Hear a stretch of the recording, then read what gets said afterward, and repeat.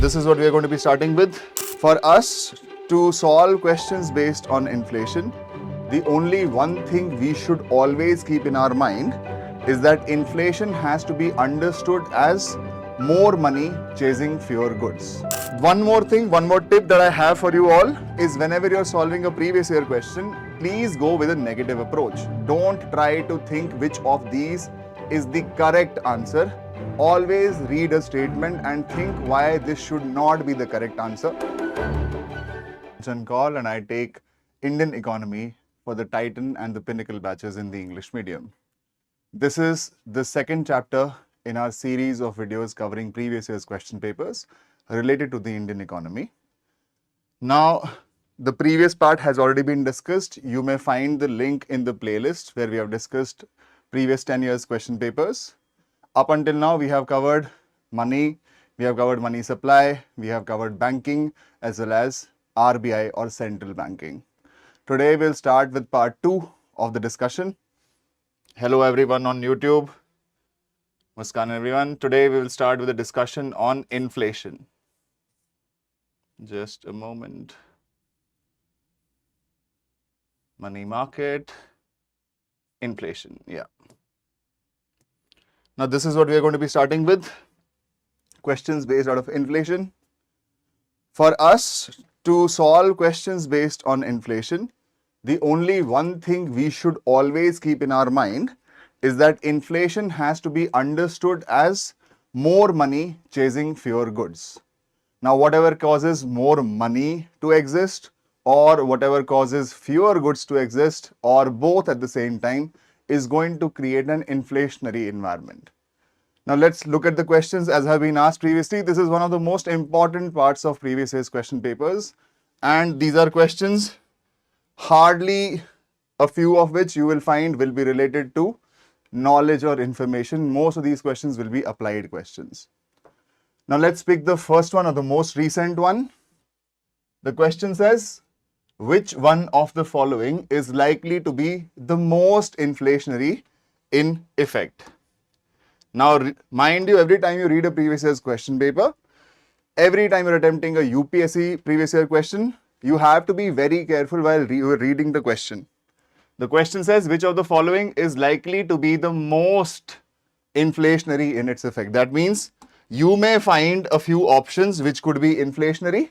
You will have to pick one which is the most inflationary of all. Now, inflation as we understand it to be, inflation is very simple. Inflation is, like I said, just remember it like this: more money chasing fewer goods. That means there can be a problem from the demand side, there can be a problem from the supply side. Anything can cause an inflation. Let's evaluate these options. One more thing, one more tip that I have for you all is whenever you're solving a previous year question, please go with a negative approach. Don't try to think which of these is the correct answer. Always read a statement and think why this should not be the correct answer. Right? The one option for which you have the least number of reasons to believe that this is not correct or this is possibly not incorrect, those options will be normally the right ones. First one says repayment of public debt. Now, public debt, you can understand it simply to be the debt owed by the government to entities outside of itself. Is repayment of public debt going to be inflationary? You can imagine that debt gets created internally, debt gets created externally, but debt gets created from the existing money. That means households, even corporates for that matter, or financial institutions for that matter, they have their money. This money can go into a pool of savings, and it is from this pool of savings that eventually other entities borrow money from.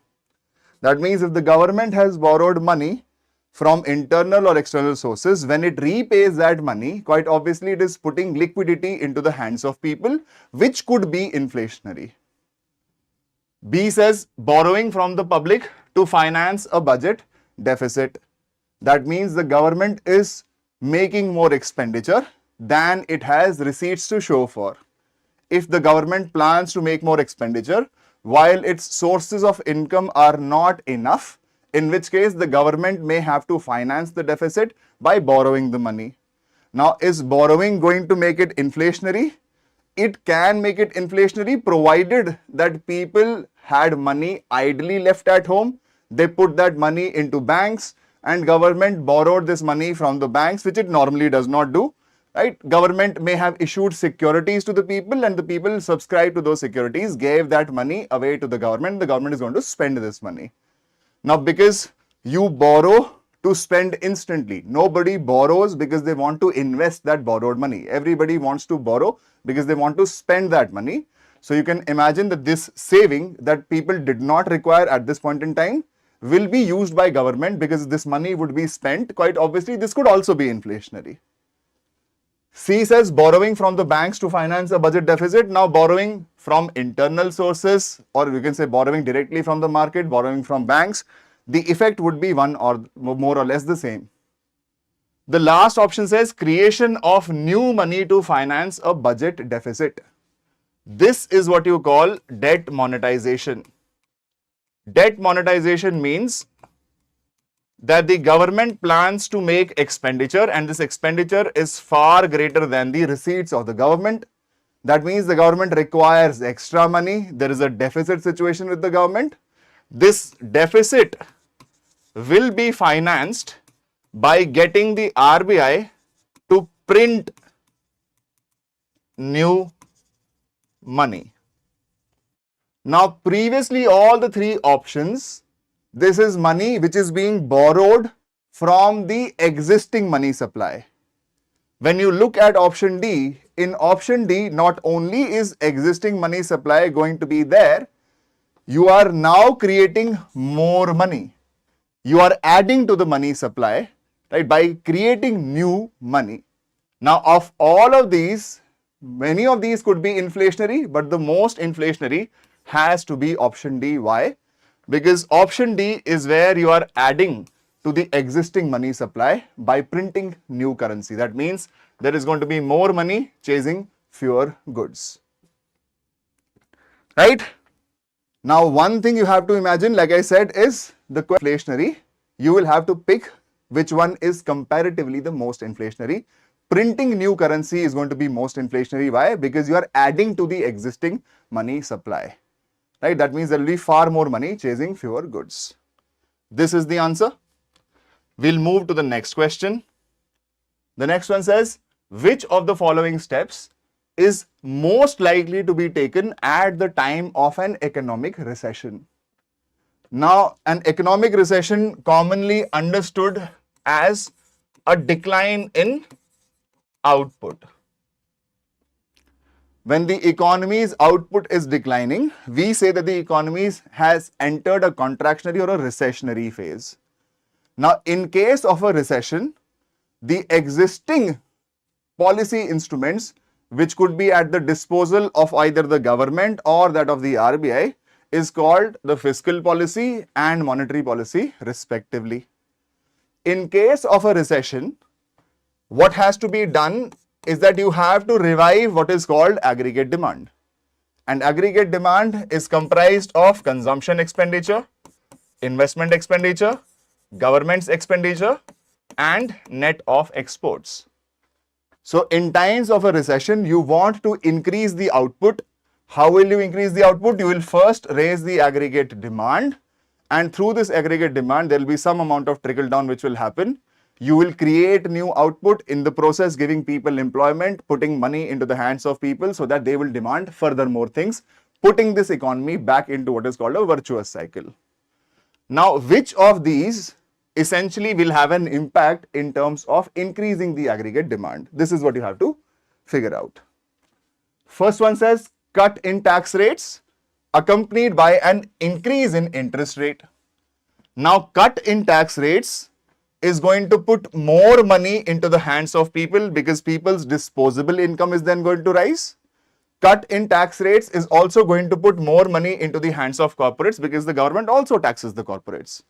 So if we have reduced the tax rates, that means people's disposable income is now more.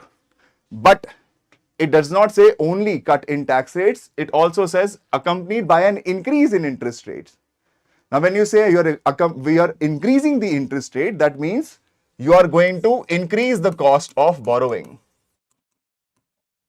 And if you increase the cost of borrowing, quite obviously, both the firms as well as the government would find it hard to borrow money when the cost of borrowing is higher.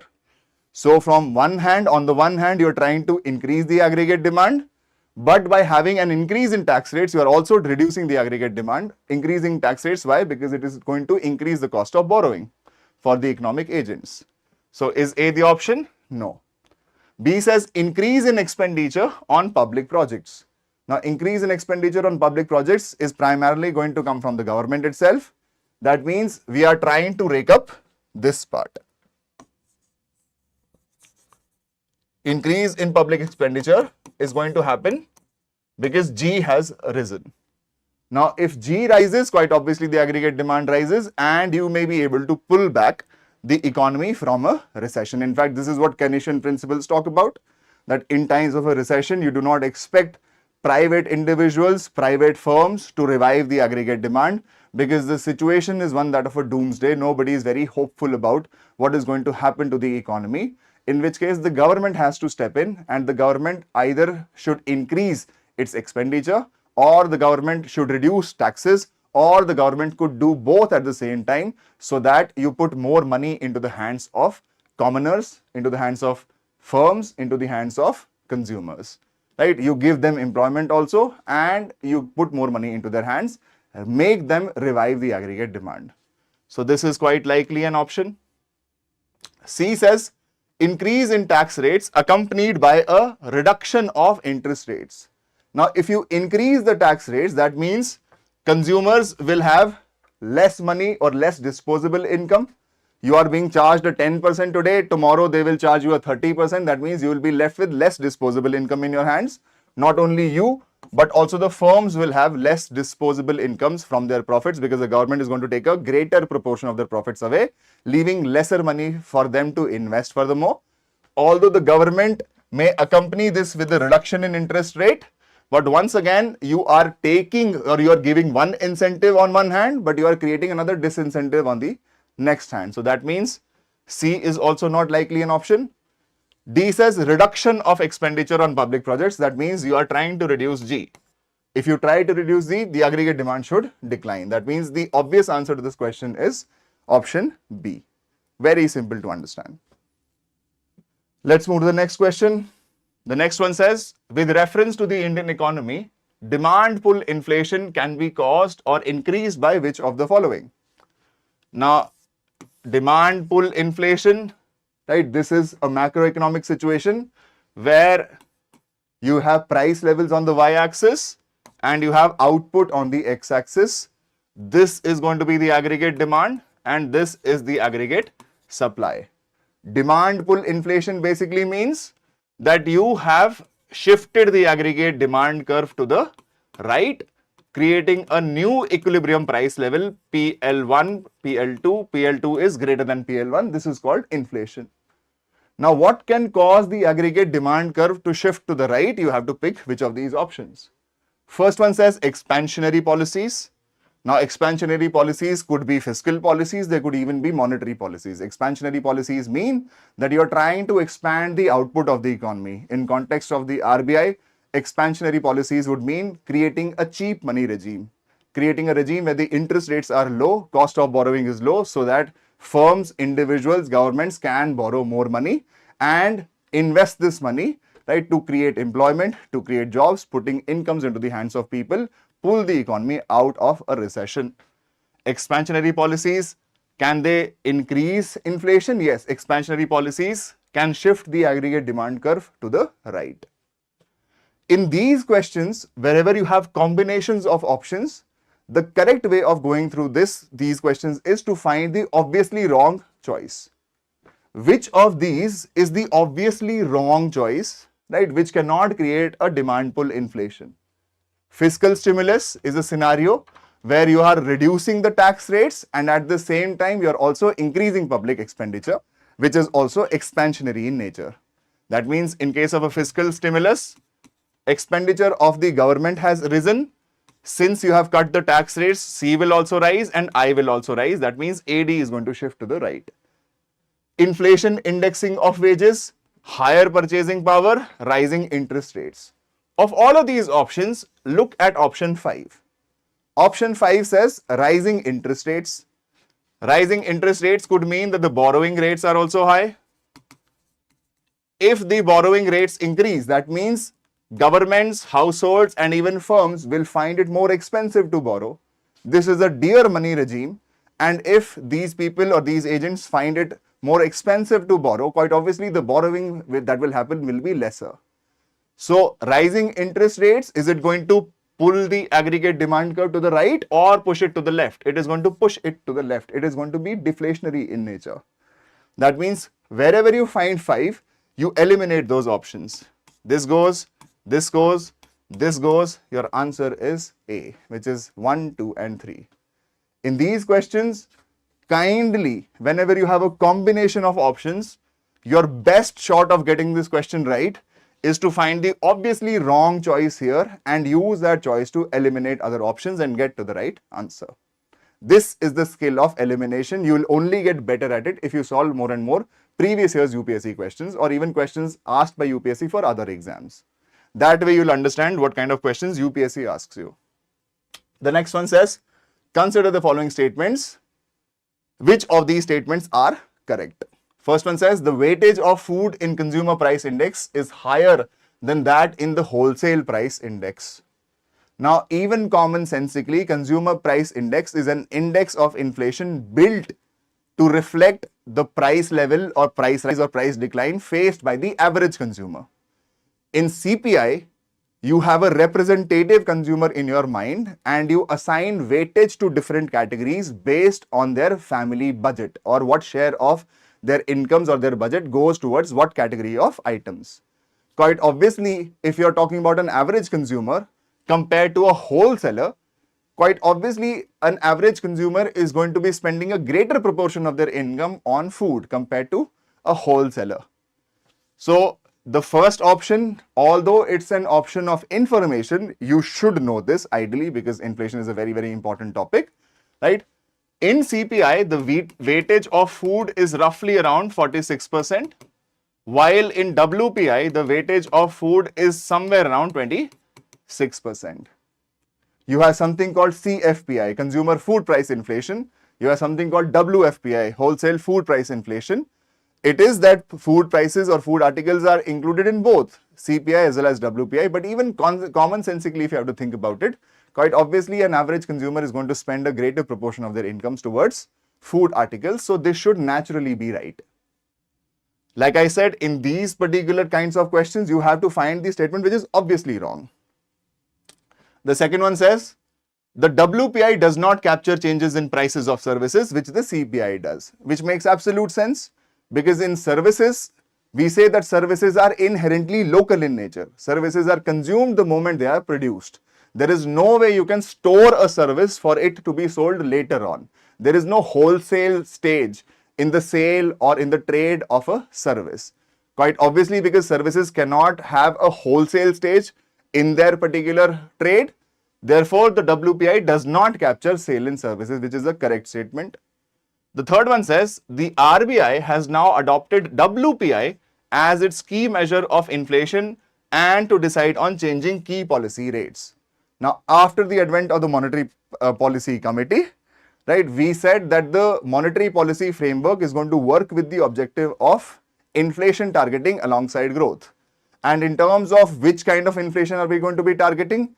If you think about it logically, why would the RBI pick WPI as an index for inflation? Why not pick an index for inflation which basically reflects the reality for an average consumer? The inflation targeting which is done has kept CPI, not WPI, as a measure of inflation, right? Not WPI, CPI. Even commonsensically, it should strike you that why would RBI keep WPI as a key measure of inflation? So 3 is obviously wrong. You use 3 to eliminate. That means your choices now are 1 and 2 only and 2 only. That means 2 definitely is correct. You only have to check whether 1 is correct or not. And we know that one is correct. The answer is A. Now remember, whenever you are solving these questions, please try to count the number of questions where you are able to eliminate 2 options. And if you are able to eliminate 2 options, please attempt those questions too. At the end of the session, count the number of those questions where you could eliminate 2 options. You were left between, let's say, an A or C or an A or D, but you attempted the question. Right? You picked any one of those 2, and then eventually ask of yourself, how many of those questions did you get right? How many of those questions did you get wrong? Please do this calculation because it's very, very important. Move to the next one. Which of the following brings out the consumer price index number for industrial workers? We have multiple kinds of consumer price indices. We have what is called the General Consumer Price Index, CPI, All India, CPI Rural, CPI Urban. We have CPI Rural Labor. We have CPI Agricultural Labor. We have CPI Industrial Worker. All of these indices are brought out by the Ministry of Labor and Employment. The bureau that brings it out is called the Labor Bureau. It's a statement of information because CPI, WPI is such an important topic in your studies. You will obviously know this answer if you are going for, or if you are going to be a little serious attempting for this particular exam. Very, very simple question because this is something that most people will know. Move to the next one. With reference to inflation in India, which of the following statements is correct? First one says, controlling the inflation in India is the responsibility of the government of India only. Like I said, government of India has at its disposal what is called fiscal policy, which essentially deals with 2 things, taxation and expenditure. In context of an inflation, you have to create a scenario where there is less money chasing more goods, right? So there is a role of the government that the government can play, right? In case of an inflation, the government is going to follow a contractionary fiscal policy, which is going to be, of course, counter-cyclical also, right? But is it the only responsibility of the government? Government also has at its disposal administrative steps. For example, the Essential Commodities Act, which could sometimes be used to control prices for certain essential commodities.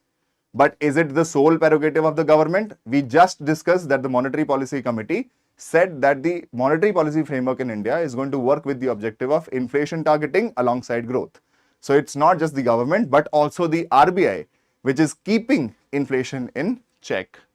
So is it the responsibility of the government of India only? It's an extreme statement. Can't be right. B says the Reserve Bank of India has no role in controlling the inflation. Once again, the Reserve Bank of India is going to work with inflation targeting as the monetary policy objective alongside growth. Decreased money circulation helps in controlling inflation. Like I said, inflation is very simply more money, fewer goods. So how do you control inflation? You attack this side or you attack this side. If there is more money chasing fewer goods, you create a scenario where there is lesser money in circulation. That means decreased money circulation helps in controlling inflation. Very simple. Increased money circulation helps in controlling inflation. Why would you put more money in circulation when there is already more money chasing fewer goods? The answer clearly is C. Very, very simple question. Move to the next one. The next target segment for us is the money market. Let's look at the questions which have been asked previously. First one says, with reference to the Indian economy, collateral borrowing and lending obligations, also called CBLOs, are the instruments of which market? Now, CBLOs essentially are, you can say, market transactions which very much resemble what are called repo transactions. Repo transactions are such transactions where there exists a repurchase obligation. In a repo transaction, what happens is party A wants funds from party B.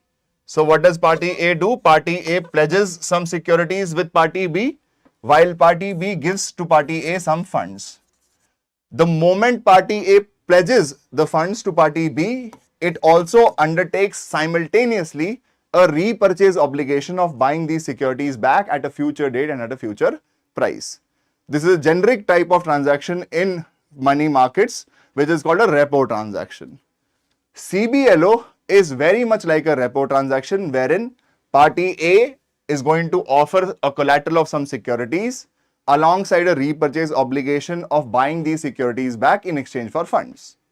But in case of a CBLO, the difference between a CBLO and a repo transaction would be a repo transaction is only going to be maturing when the term of the transaction is over. It can be an overnight repo operation, 7-day repo operation, 14 days, 28 days. Now there is also something called the LTROs.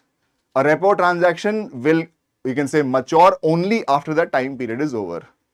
Under CBLO, you can buy these securities back or repurchase them back even before the maturity time period is over. So CBLO is a very, you can say, unique type of a repo transaction only, which is being brought to India by what is called the CCIL, Clearing Corporation of India Limited, which is a depository and also a subsidiary of the RBI. What market does it belong to? It belongs to the money market. It's a money market instrument. Now let's look at the next one. Consider the following statements in respect of the digital rupee. First one says, it is sovereign currency issued by the Reserve Bank of India in alignment with its monetary policy. Now, digital rupee essentially is the digital or digitized format of what we call rupee, which is our currency. Is it sovereign currency? Yes, because it's issued by the RBI, it is a sovereign currency. Remember, we have to look for the obviously wrong statement. B says it appears as a liability on the RBI's balance sheet. Quite obviously, RBI is printing this currency, although this is going to appear in a digital format, but much like your paper currency or your metal coins, it is going to be a liability on the Reserve Bank of India only, because it's the RBI which promises to give you the value as has been written on that particular note. So much like normal currency is the liability of the RBI, digital rupee, which is also a formalized, digitized form of currency, will also be a liability of the RBI. 3 says it is insured against inflation by its very design. Now, how can digital rupee be insured against inflation against its very design or by its very design? How can you design a rupee or how can you design a currency in a manner that it will not become inflationary? It is not in the hands of the currency itself that it is going to make it inflationary or not. Right? Digital rupee, or you can say paper currency or metal coins, they are not protected against inflation by their very design. Inflation is caused by either more money in circulation or by fewer goods in circulation. There is nothing in the design of the digital rupee which can automatically protect it against inflation. So 3 is the obviously wrong option. You use 3 to eliminate your options. Wherever you find 3, which is only B. Which of these statements are correct? That means the answer lies between A, C and D. D says it is freely convertible against commercial bank money or cash. Quite obviously, because it is issued by the RBI, you can exchange it, convert it into, you can say, physical money or physical cash. So 1, 2 and 4 are correct. The answer has to be option D. Let's pick the next one. Consider the following statements. Other things remaining unchanged, ceteris paribus, market demand for a good might increase if. What can cause the market demand of a good to increase? Now you should know that if the price of a substitute increases, what are substitute goods? Substitute goods A and B will be called substitute goods if they you can say have the same use or they have similar uses. That means one can be replaced by the other. Tea can be replaced by coffee. Pepsi can be replaced by Coca-Cola. 5-star can be replaced by dairy milk. Right? Rice could be replaced by wheat for that matter. Goods which either have the same function or same use or have similar uses can be replaced or substituted one for the other. Now, if you have 2 goods and the price of a substitute rises, that means you can imagine that there is Coca-Cola, there is Pepsi, both of them at 40 rupees per liter. The price of the substitute of Coca-Cola rises. That means, let's say Pepsi goes from 40 to 45. Right? Would this not automatically shift people who are the consumers of Pepsi to start consuming coke because they believe that coke also functions the same or also has the same uses. This is called substitution effect. Substitution effect determines the extent to which the price rise of a commodity pushes the consumer towards its substitutes. He's saying market demand of a good might increase if the price of its substitute rises. That means if we are imagining, let's say, market demand for Coca-Cola, if the price of Pepsi increases, many people are going to switch over from Pepsi to Coca-Cola. So the market demand for Coca-Cola will increase. So this is okay. Price of its complement increases.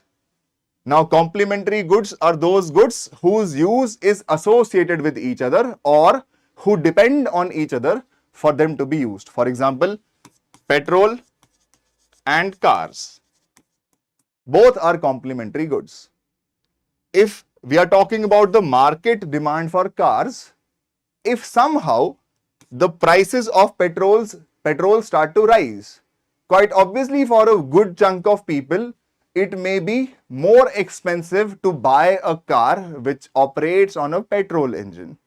That means if the price of a complement rises, the demand for car should decrease because it is now going to be more expensive for you to drive a petrol engine car. So if the price of a complement increases, does the market demand increase or decrease? It should decrease. That means you pick 2, right? Wherever you find 2, you eliminate those options. That means the answer lies in 1 and 4, 1, 3 and 4. That means 1 and 4 are correct. You have to check for 3. 3 says the good is an inferior good and the income of the consumer increases. What is an inferior good? An inferior good versus a normal good, these are pairs. Inferior good is one which you will consume if your incomes are less. You will consume more of a good when your incomes are less. For example, if you are making some incomes, you may want to go to a restaurant and eat a pizza, right? The day you decide to quit your job, right? That means you are working on a budget. There will be very few times you will buy a pizza. You may switch over to a cheaper alternative, which is going to be called, let's say, Maggi. So Maggi is something that you will eat more when you have less incomes.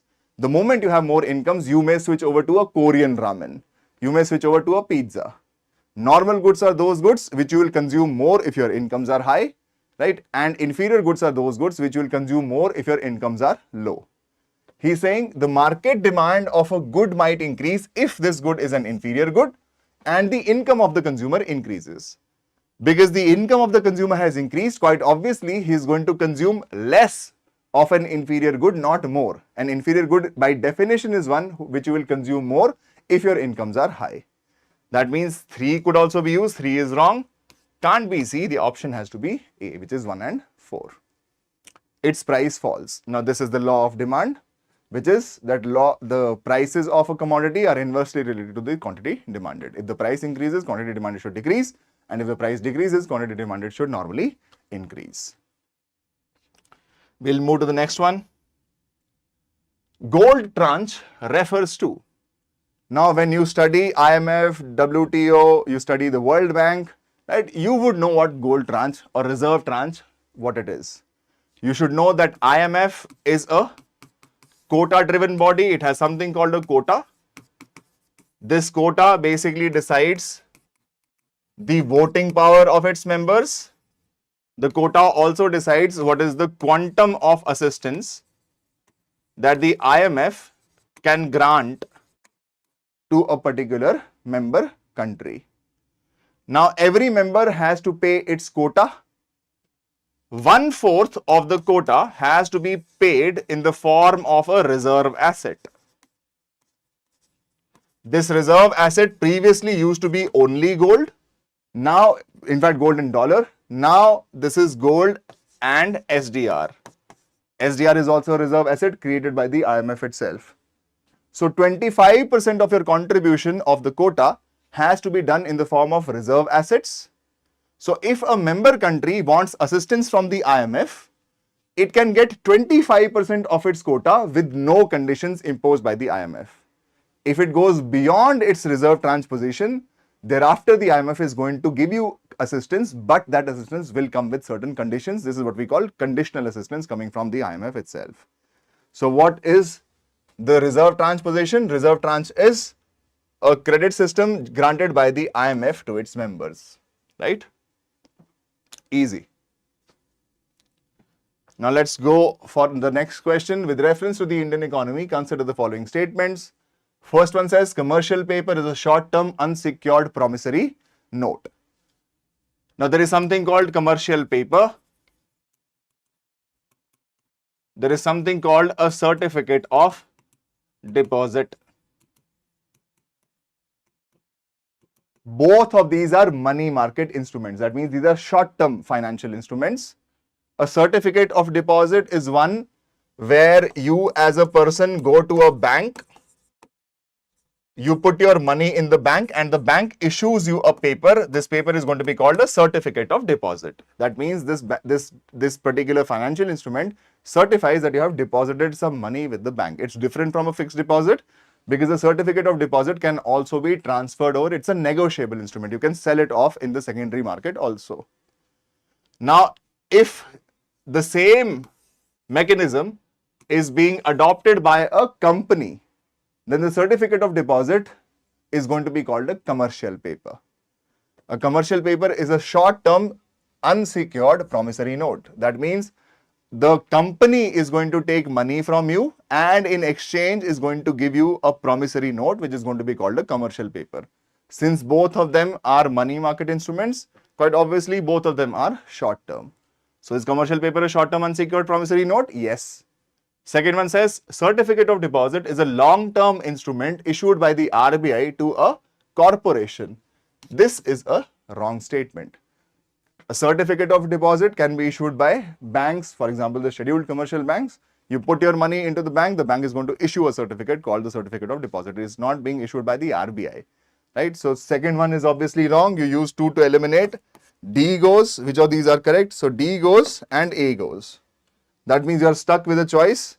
The choice is between B and C, 4 only and 1 and 3 only. We know that 1 is correct. That means the answer should be C, which is 1 and 3. Third one says call money is a short-term finance used for interbank transactions. Yes, banks face temporary liquidity crisis all the time. Now, when banks face temporary liquidity crisis, they can turn to other banks and borrow money or borrow liquidity for a short amount of time. If you borrow it for a day, it's going to be called call money. You also have something called notice money. You have something called term money, with each having a different maturity date. So is call money is an interbank money market instrument. This is also correct.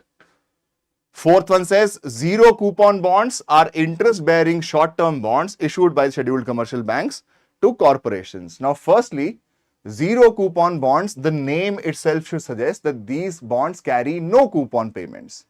That means the bond will have the name of the issuer written on it, the face value written on it, the coupon payment will be 0.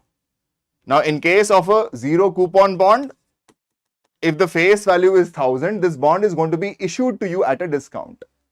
What is going to be said is this bond is not carrying any coupon. The bond carries a face value of 1000. You can buy it from me at 800 rupees.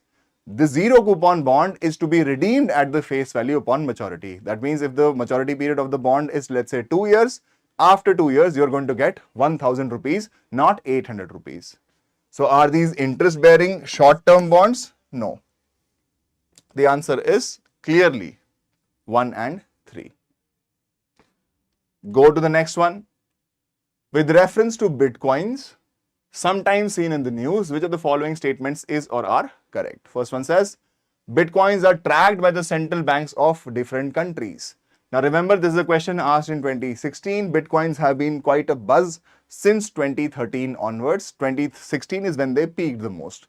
One thing, even if you don't know what Bitcoins means, one thing that you should know about Bitcoins is that this is decentralized currency. It is in the control of no monetary authority, no central bank. That was the entire purpose of having Bitcoins as an alternate currency. So can it be tracked by the central banks of countries? No, absolutely not. Right? That means 1 definitely is wrong. Wherever you find 1, you have to eliminate. Now the options are B and C, 2 and 3 only, and 3 only. That means 3 has to be correct. 3 says Online payments can be sent without either side knowing the identity of the other. For you to make a Bitcoin transfer, you only need to know the wallet address of this person.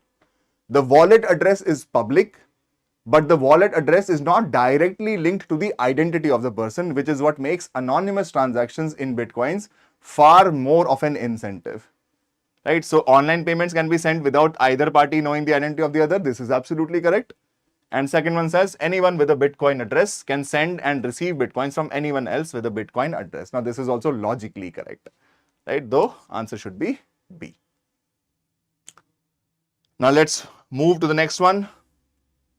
What is or are the purposes of the government's sovereign gold bond scheme and the gold monetization scheme? Gold monetization scheme is where you deposit the gold kept at home. This will be converted into a brick and an associated amount will be given to you, right? Eventually you will get your gold back, right, after a certain point in time. A sovereign gold bond scheme. A sovereign gold bond, because it's a sovereign bond, that means it is going to be issued by the government. The whole idea about the sovereign gold bond scheme is that the face value or the coupon payments will be linked to the market price of gold. That means you will buy this bond at a certain face value. The market price upon maturity will be linked. The value that you're going to get after an amount of time will be linked to what is called the market price of gold. So imagine that today 10 grams of gold is rupees 50,000. Right? After 10 years, the market price of gold becomes 100,000 per 10 grams of gold. That means if I bought a bond whose prices were linked to gold, after 10 years, I'm going to get double the amount because the face value is being indexed to what? To the prices of market prices of gold as are happening. The intent behind having gold monetization scheme as well as sovereign gold bond scheme was to ensure that India, one, does not import a lot of gold, right? Because this creates a lot of demand for gold. In India, gold has a sentimental value also. Also, gold is a good hedge against inflation. The problem with gold is that gold is a non-productive asset. If I convert my money into a brick of gold, the brick of gold can lie in my, you can say, my locker at my house or in my locker at the bank. But I have put that money away from circulation, right? That is one problem with you investing in gold. The other problem with us investing in gold is that India does not have a lot of gold which is found here. Most of our requirements of gold we have to import. So that creates a balance of payments disequilibrium situation for us also. So we have to worry about those parts. He's saying what are the purposes behind both of these schemes? The first one says to bring the idle gold lying with the Indian households into the economy. Second, this is absolutely correct. Second one is to promote FDI in gold and jewelry sector. Now this is a far-fetched statement, right? Why would you want to get FDI into gold through a gold bond scheme? I mean, it can attract a lot of foreign investors also. That way you can bring foreign investment, but not foreign direct investment, especially in the gold or jewelry sector. Now, this is where gold will be taken away from you by the banks or by the, you can say, or you will be issued securities by the government. What has that got to do with the gold sector or the jewelry sector? In fact, if anything, it's going to reduce the demand of gold, right? So, will it bring in more investment? Definitely FDI can't be the correct answer. So, 2, wherever you find, you can eliminate it. Third one says to reduce India's dependence on gold imports. Both 1 and 3 are the correct objectives. Now, let's move to the next one. This is a question. Now, there are questions going to be on security markets. Let's pick these. First one says, in India, which of the following can trade in corporate bonds and government securities? Insurance companies, pension funds, retail investors. Now, this is a question of 2024, right? You should know this is a question of information. There is no logic you can apply here, right? You may think that retail investors cannot invest in government securities. They can. There is a scheme which is called the Retail Direct Scheme. This scheme has been brought in force by the RBI itself. You can create an account with the RBI and also invest in government securities, their primary issuance. right? Ordinarily, retail investors were given a chance to buy government securities, but that happened in the secondary markets, not in the primary markets. You could not directly subscribe to government securities issued by the government. Now, after the retail direct scheme, you can subscribe to primary issuance of government securities also. So in India, 1, 2 and 3, all three of them, you can have both them trading in corporate bonds as well as government securities. Insurance companies can get government bonds or can also get corporate bonds. So can pension funds and so can retail investors. The answer is 1, 2 and 3. Consider the following. Which of the above are considered as financial instruments? Now, financial instruments are essentially contracts. These are legal agreements which either create an asset for some person and a corresponding liability on the other person, or which give a future claim on money, or which may give you equity or part ownership of a certain business entity. That's what a financial instrument is. It is a contract. He is asking which of these are considered financial instruments. ETFs, you can think of them as some sort of a mutual fund which invests in multiple, you can say, companies listed on a certain index, right? Invests in a basket of multiple corporations. Currency swap, once again, is a financial instrument which is used amongst entities as well as governments to hedge what is called the currency risk. Once again, a financial instrument. The obvious choice here, what is not a financial instrument, clearly is motor vehicles. So you use 2 to eliminate. This goes, the answer has to be 1 and 3. How can motor vehicles be financial instruments? Now let's move to the next one. Statement 1 says, if the United States of America were to default on its debt, holders of US Treasury bonds will not be able to exercise their claims to receive payments. Now, first thing about this statement we should know is, regardless of it being treasury bonds or any other kinds of bonds, bond is a debt instrument. What do we mean by a debt instrument? Right? That means the government is borrowing money from you. The government is creating a liability unto itself that it has to give you your face value as well as the coupon payment at a future date. That means the government is liable to pay you that money. If the government were to default on its bond, will that mean that you have no right to receive your payments? You of course can go and sue the government.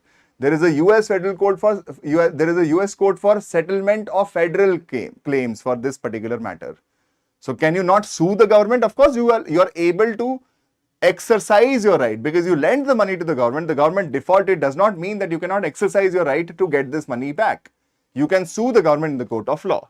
So statement 1 is definitely incorrect. That means both statement 1 and 2 are correct is wrong. Both statements 1 and 2 are correct. This is also wrong. Statement 1 is correct. This is also wrong. Answer clearly has to be D. Second one says the US government debt is not backed by any hard assets but only by the faith on the government. This is absolutely true. Much like internal debt in India, when the government issues a government security, it's not like the government gives you any collateral. The government is directly getting you to lend money to itself based upon your faith in the government's capability to pay you back. There is no collateral involved, right? So, is the government debt not backed by any hard assets? Yes, it's not backed by any hard assets. There's no collateral on offer here. So, the answer is that statement 1 is incorrect, statement 2 is correct. Answer has to be D. We'll move to the next one. Consider the following. Statement 1 says, interest income from deposits in infrastructure investment trusts distributed to their investors is exempted from tax, but the dividend is taxable. Infrastructure investment trusts, you can imagine this to be trusts or a pool of funds. They create a corpus by sourcing funds from many people. The idea here is that those funds will be invested into infrastructure projects and the income will be generated from returns that these infrastructure projects are going to give you. Now, this is a statement of information. Infrastructure investment trusts, both the interest income is taxable. Also, the dividend is taxable. Right? In case of InvITs, both the interest income as well as the dividends, both of them are taxable. Now, this was a question based out of current affairs. So, sometimes you may not know current affairs for a previous year, especially for 2023. So, you don't have to sweat a lot here.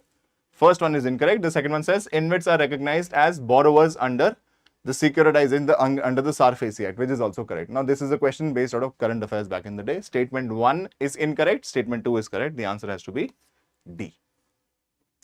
You can think of InvITs essentially as some sort of mutual funds, in which case they are sourcing money from a lot of people, investing it into infrastructure projects and giving you income based out of those returns that they generate. Consider the following markets: government bond market, call money market, treasury bill market, stock market. How many of the above are included in capital markets? Now, there is a difference between capital markets versus money markets. The essential difference between the two lies in the term to maturity, or you can say lies in the tenure, which means that money market is going to be dealing in all such financial instruments which are going to mature within a period of 1 year. So, up to 1 year, the instrument, this will be included in the money market. If it is for a period of more than 1 year, then it's going to be a part of the capital markets. Which of these are included in the capital markets? First one says government bond markets. You should know that bond is a debt instrument. So are treasury bills. Treasury bills are debt instruments issued for a period of up to 1 year, while bonds are debt instruments issued by governments for periods more than 1 year. So, government bonds are included in capital markets, while T-bills are included in the money market because of the tenure. Second one says call money market. We just discussed call money is an interbank money market instrument. That means whenever a bank requires funds overnight for a period of 1 day, they're going to ring up another bank and borrow the money at a certain rate, which is going to be called the call money rate. So, call money is an instrument of the money market, not of the capital markets. That means all of the four cannot be the answer. Now, remember, even in these kinds of questions, you can still eliminate. I know that call money is not a money market instrument, is not a capital market instrument. So, obviously, all of the four cannot be correct. T-bills, like I said, T-bills and bonds. Bonds are also called dated government securities. That means the tenure is for a period of more than 1 year. Right? Up to 1 year, it's going to be called T-bills. It's the same instrument, just that the periods are different. T-bills are money market instruments. That means only 3 can also not be correct. Now, the answer could be only 1 or only 2. Stock market obviously is a part of capital market. So, the answer has to be only 2.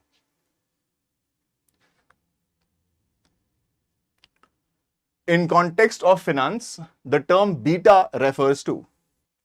Now, beta is a term which refers to volatility of an instrument.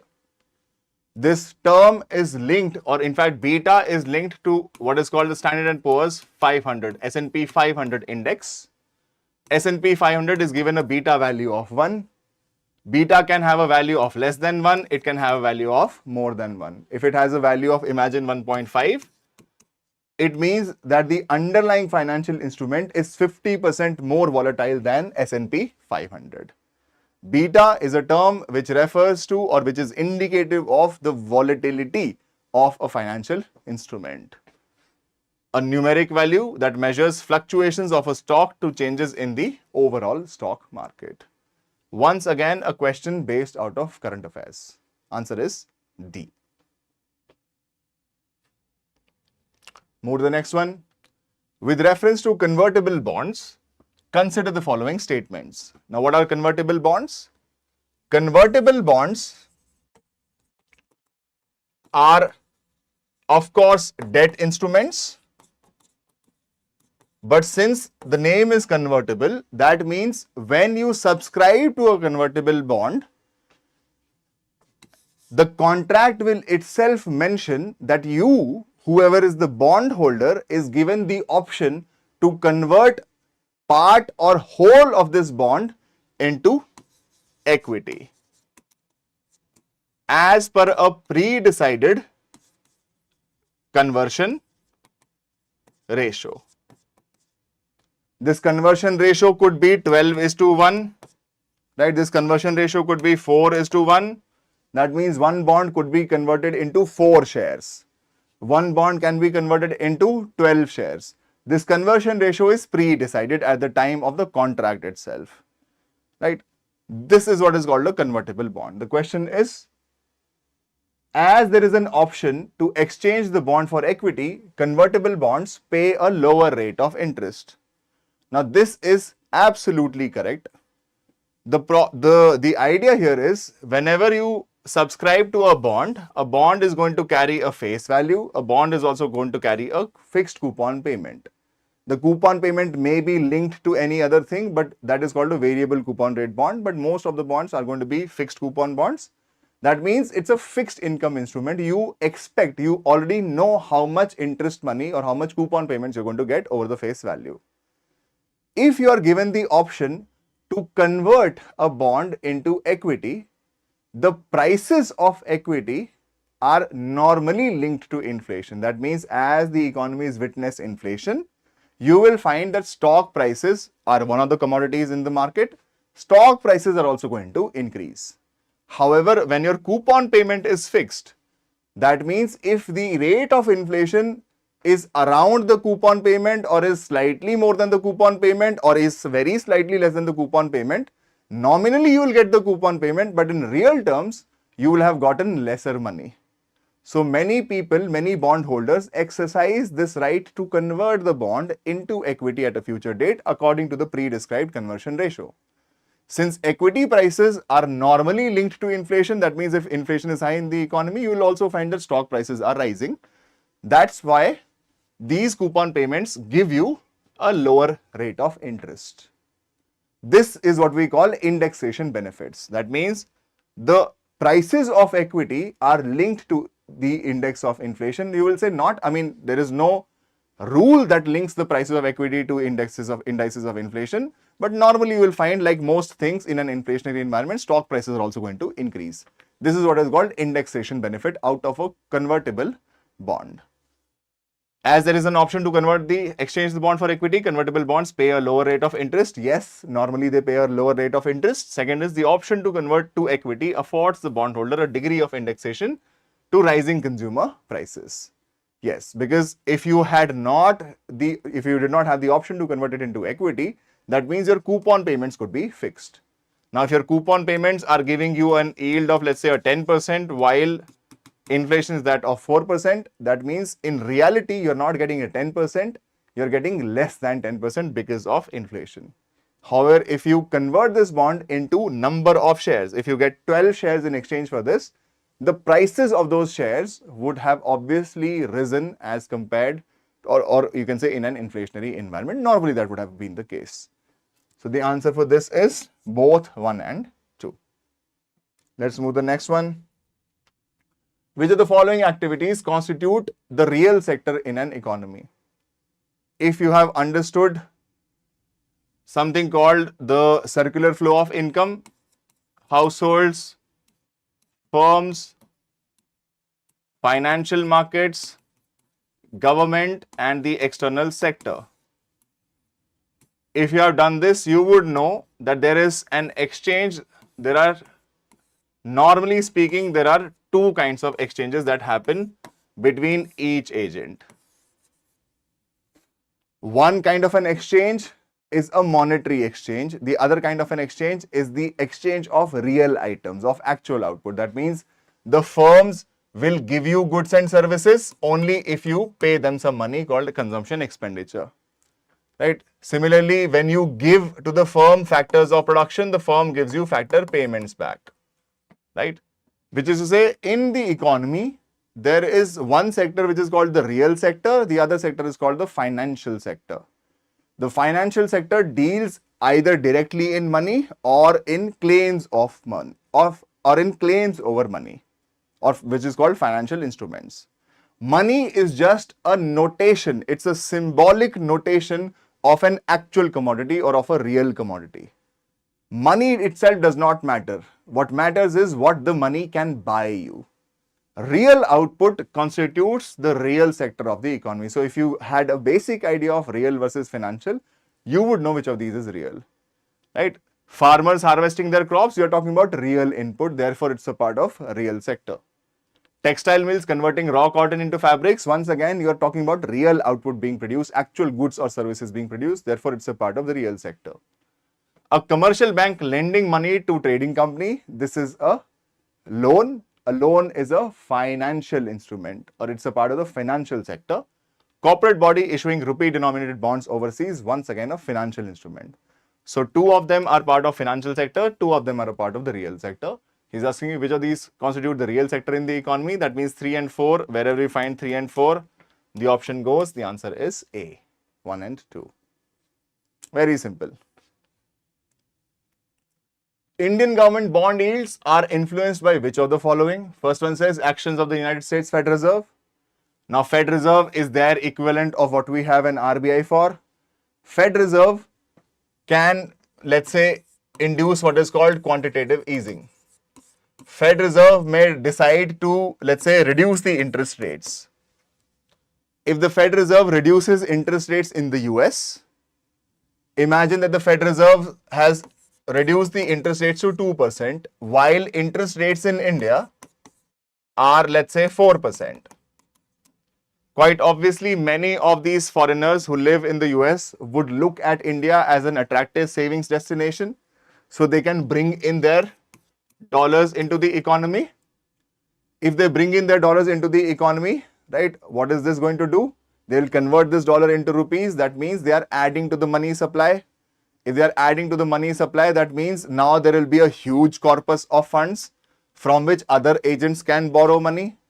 If there is more money incoming, that means the corpus of funds has increased. That means interest rates in the economy can reduce. Not only do you have domestic savings, you also have money incoming from the rest of the world. The reverse is also true. If the Fed Reserve goes for what is called quantitative tapering, that means the Fed Reserve decides to increase the interest rates in the US, you will witness that there is a flight of capital going to happen from India to the US. Many of these foreign investors are going to take their money away to the US, creating a shortage of funds in this economy, and shortage of funds is going to have an upward pressure on the interest rates in the economy. That means the cost of borrowing may increase. If the cost of borrowing increases or the cost of borrowing decreases, quite obviously, since the government bonds also are a competing instrument for banks, bonds will also have to give you higher or lower yields. So this is dependent on the actions of the United States Fed Reserve. Quite obviously, it will be dependent on the actions of the Reserve Bank of India. If banks are giving you a higher interest rate or a lower interest rate, the bonds are also going to tail. The bonds are also competing for your money. So are the banks. If the bank is offering you a 6%, the government cannot get away by giving you a 2%. The government will have to give you something comparable. That means actions of the Reserve Bank of India, more specifically monetary policy, has an impact on interest rates in the economy. And since interest rates are also linked to bond yields, which is the effective return on bonds, quite obviously this will have an impact on bond yields. The third one says inflation and short-term interest rates. Once again, if there is an inflationary scenario, it will bring the RBI into action. And if the RBI is brought into action, quite clearly, it may have an increase in impact on the bond yields also. So the answer is 1, 2 and 3. We'll move to the next one. Easy questions. With reference to India, consider the following statements. First one says, retail investors through DMAT account can invest in T-bills, treasury bills, and Government of India debt bonds in the primary market. This is an absolutely correct statement. I have just discussed the name with you. This scheme is called Retail Direct Scheme. The NDSOM, Negotiated Dealing System, Order Matching System, is a government securities trading platform of the Reserve Bank of India. This is also a correct statement. Third one says CDSL, the Central Depository Services Limited, is jointly promoted by RBI and the Bombay Stock Exchange. This is a factually incorrect statement. The CDSL, or which is called the Central Depository Services Limited, is the depository not jointly promoted by RBI and the BSE. It is solely the depository of the BSE, not of the RBI. It is a question based on information. There is a good chance that you may get this question wrong also. So the answer for this question has to be 1 and 2. With reference to foreign direct investment in India, which of the following is considered its major characteristic? First one says it's the investment through capital instruments essentially in a listed company. Now, foreign direct investment is defined, or the technical definition of foreign direct investment is investment made towards capital instruments of a company such that if it's a listed company, the investment makes up for around 10% or more of its paid up equity capital on a fully diluted basis. Or if you are investing in an unlisted Indian company, any investment is going to be called foreign direct investment. So FDI is not necessarily only in a listed company.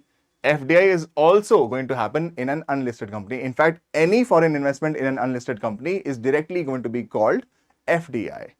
So the first is wrong. If you know the definition of FDI, you would know that first statement is wrong because it's not just in a listed company, it's also in an unlisted company.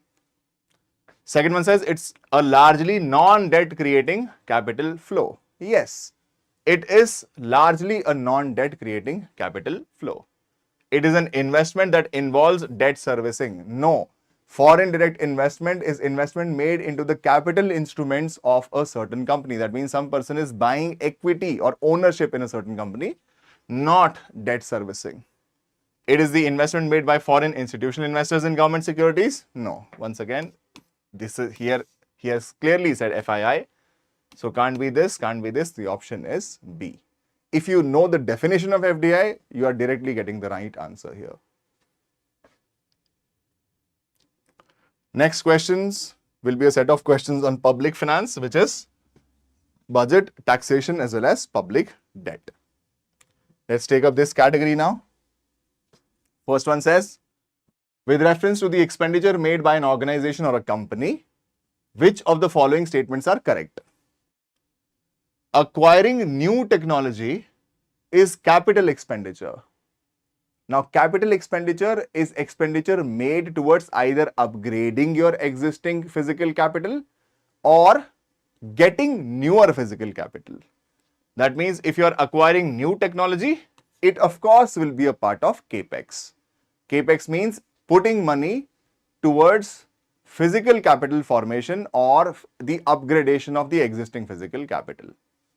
Second one says debt financing is considered capital expenditure, while equity financing is considered revenue expenditure. Firstly, debt financing is not going to be expenditure. Debt financing is going to be receipt. Debt financing means that you are servicing your requirements by borrowing money, and equity financing means that you get your money by selling your equity.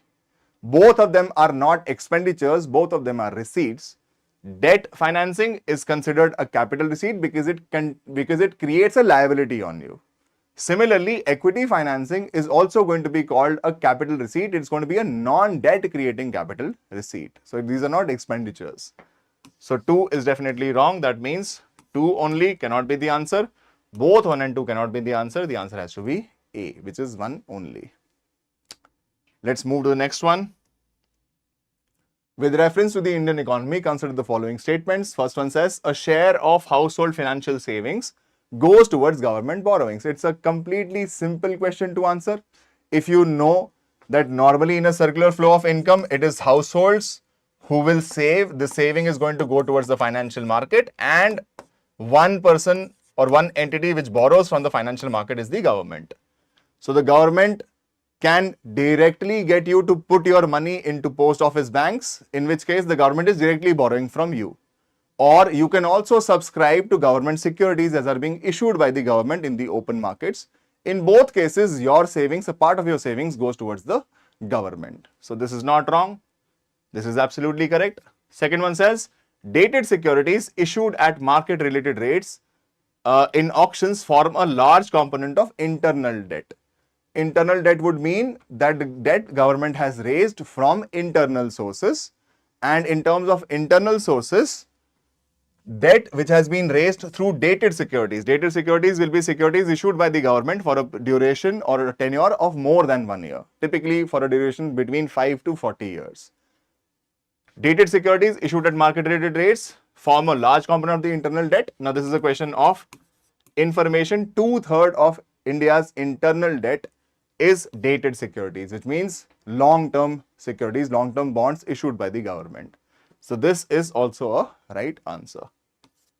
Now, these are questions you have noticed if you look at these dates since 2022 onwards, in fact 2021 onwards, you have many questions which they are starting to ask you from security markets, from financial markets, from money markets. So, the focus has shifted away from banking more towards financial markets, more towards money markets as well as the capital market instruments, right? So, you have to also be ready for this change in trend. Let's move to the next one. Which of the following effects of the creation of black money in India has been the main cause of worry to the government of India? Remember, the question is which is the main cause of worry. That means many of these could be a cause of worry for the government of India, right? Which of these is the main cause of worry? What is black money? You have to remember that black money is money which is unaccounted for. That means authorities do not have any information on this kind of money. Money over which people are not disclosing their source or disclosing transactions happening in this money to the government. Can black money be diverted towards resources to the purchase of real estate and investment in luxury housing? Yes, in fact, black money is one of the many reasons as to why real estate sector in India does not correct itself.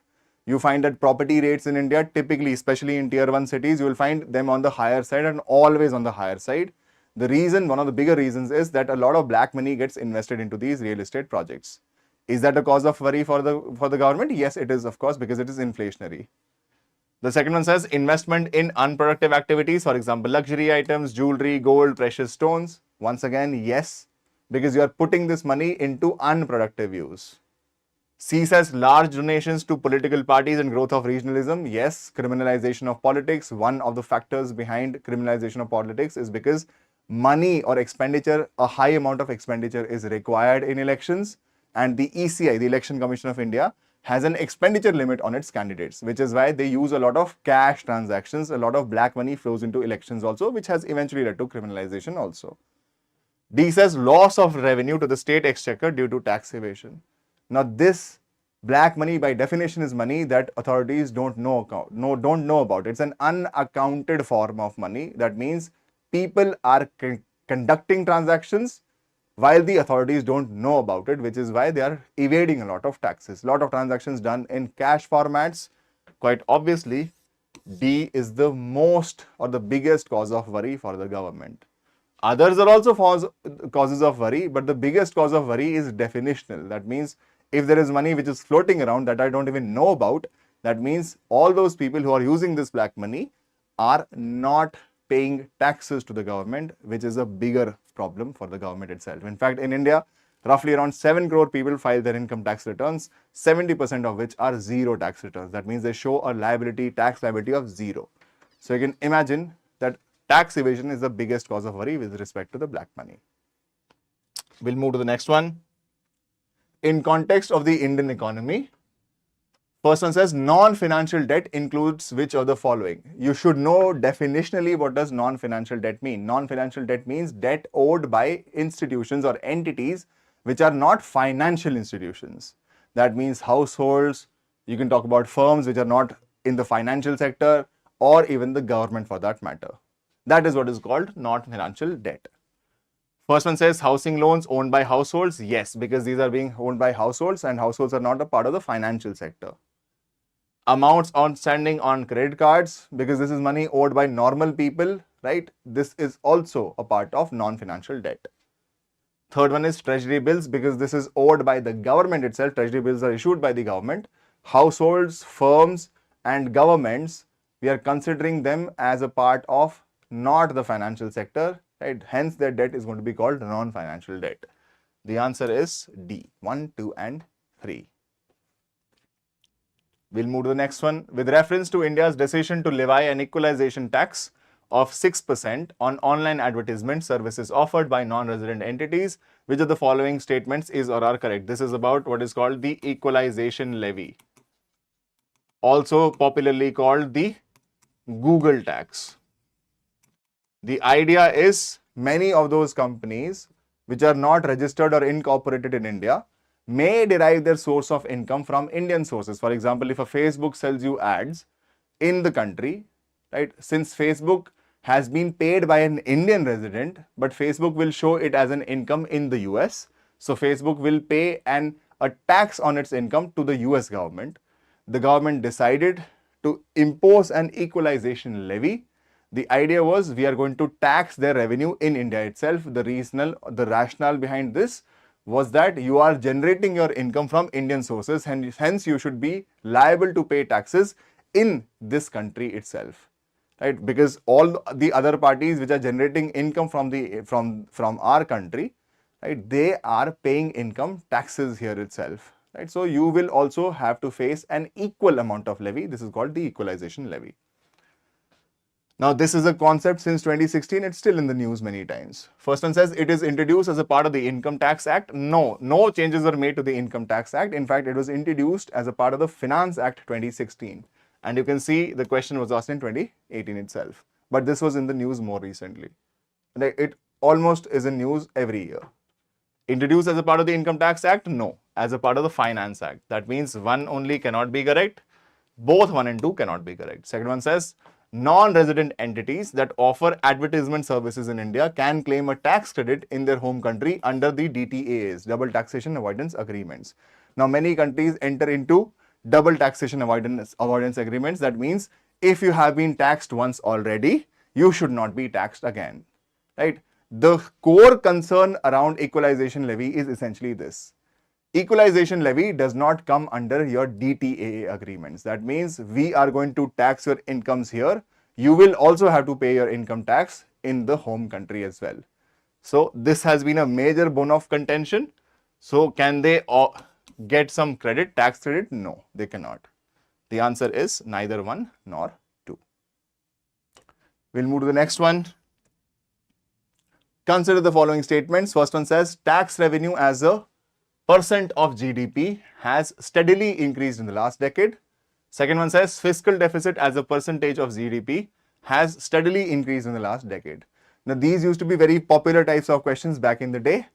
Right? These are questions based on trend lines, and typically UPSC used to have some hint in the statement itself, which used to be an extreme statement. Once he says tax revenue as a percentage of GDP in India has steadily increased, that means today, tax as a percentage of GDP is 4%. Next year, tax as a percentage of GDP is more than 4. The next year, it's going to be more than this year.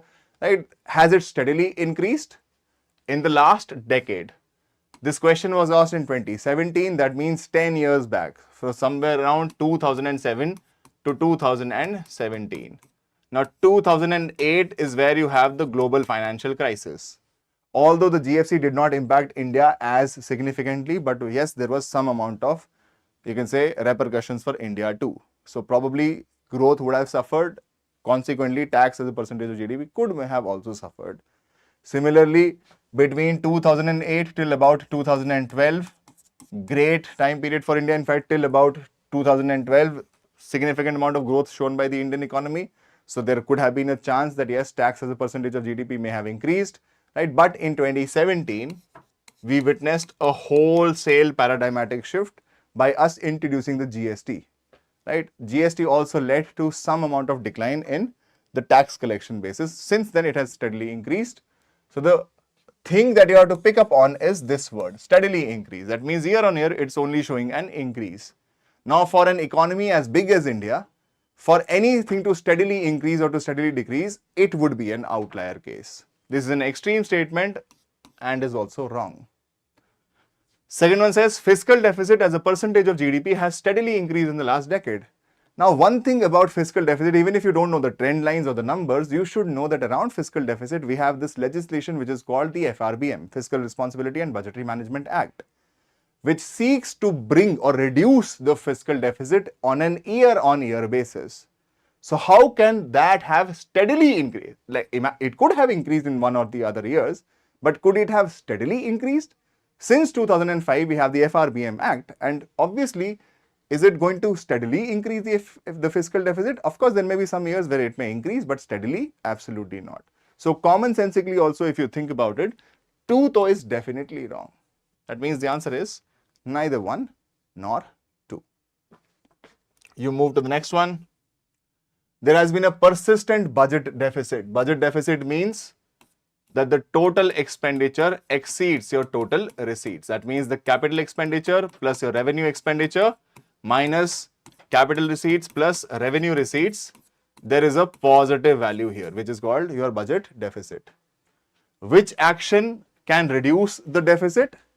Anything that can reduce this part will reduce your deficit, or increase this part will reduce your, decrease this part will reduce your deficit. Either you have to increase this or you have to decrease this. Capital expenditure, revenue expenditure, either this has to decrease or receipts have to increase. That is how your deficit will be brought down. Reducing revenue expenditure, yes, if you reduce revenue expenditure, this value will decrease. So this is correct. Introducing new welfare schemes. Now, if you introduce new welfare schemes, that means your revenue expenditure will definitely increase. Welfare schemes typically will be a part of revenue expenditure.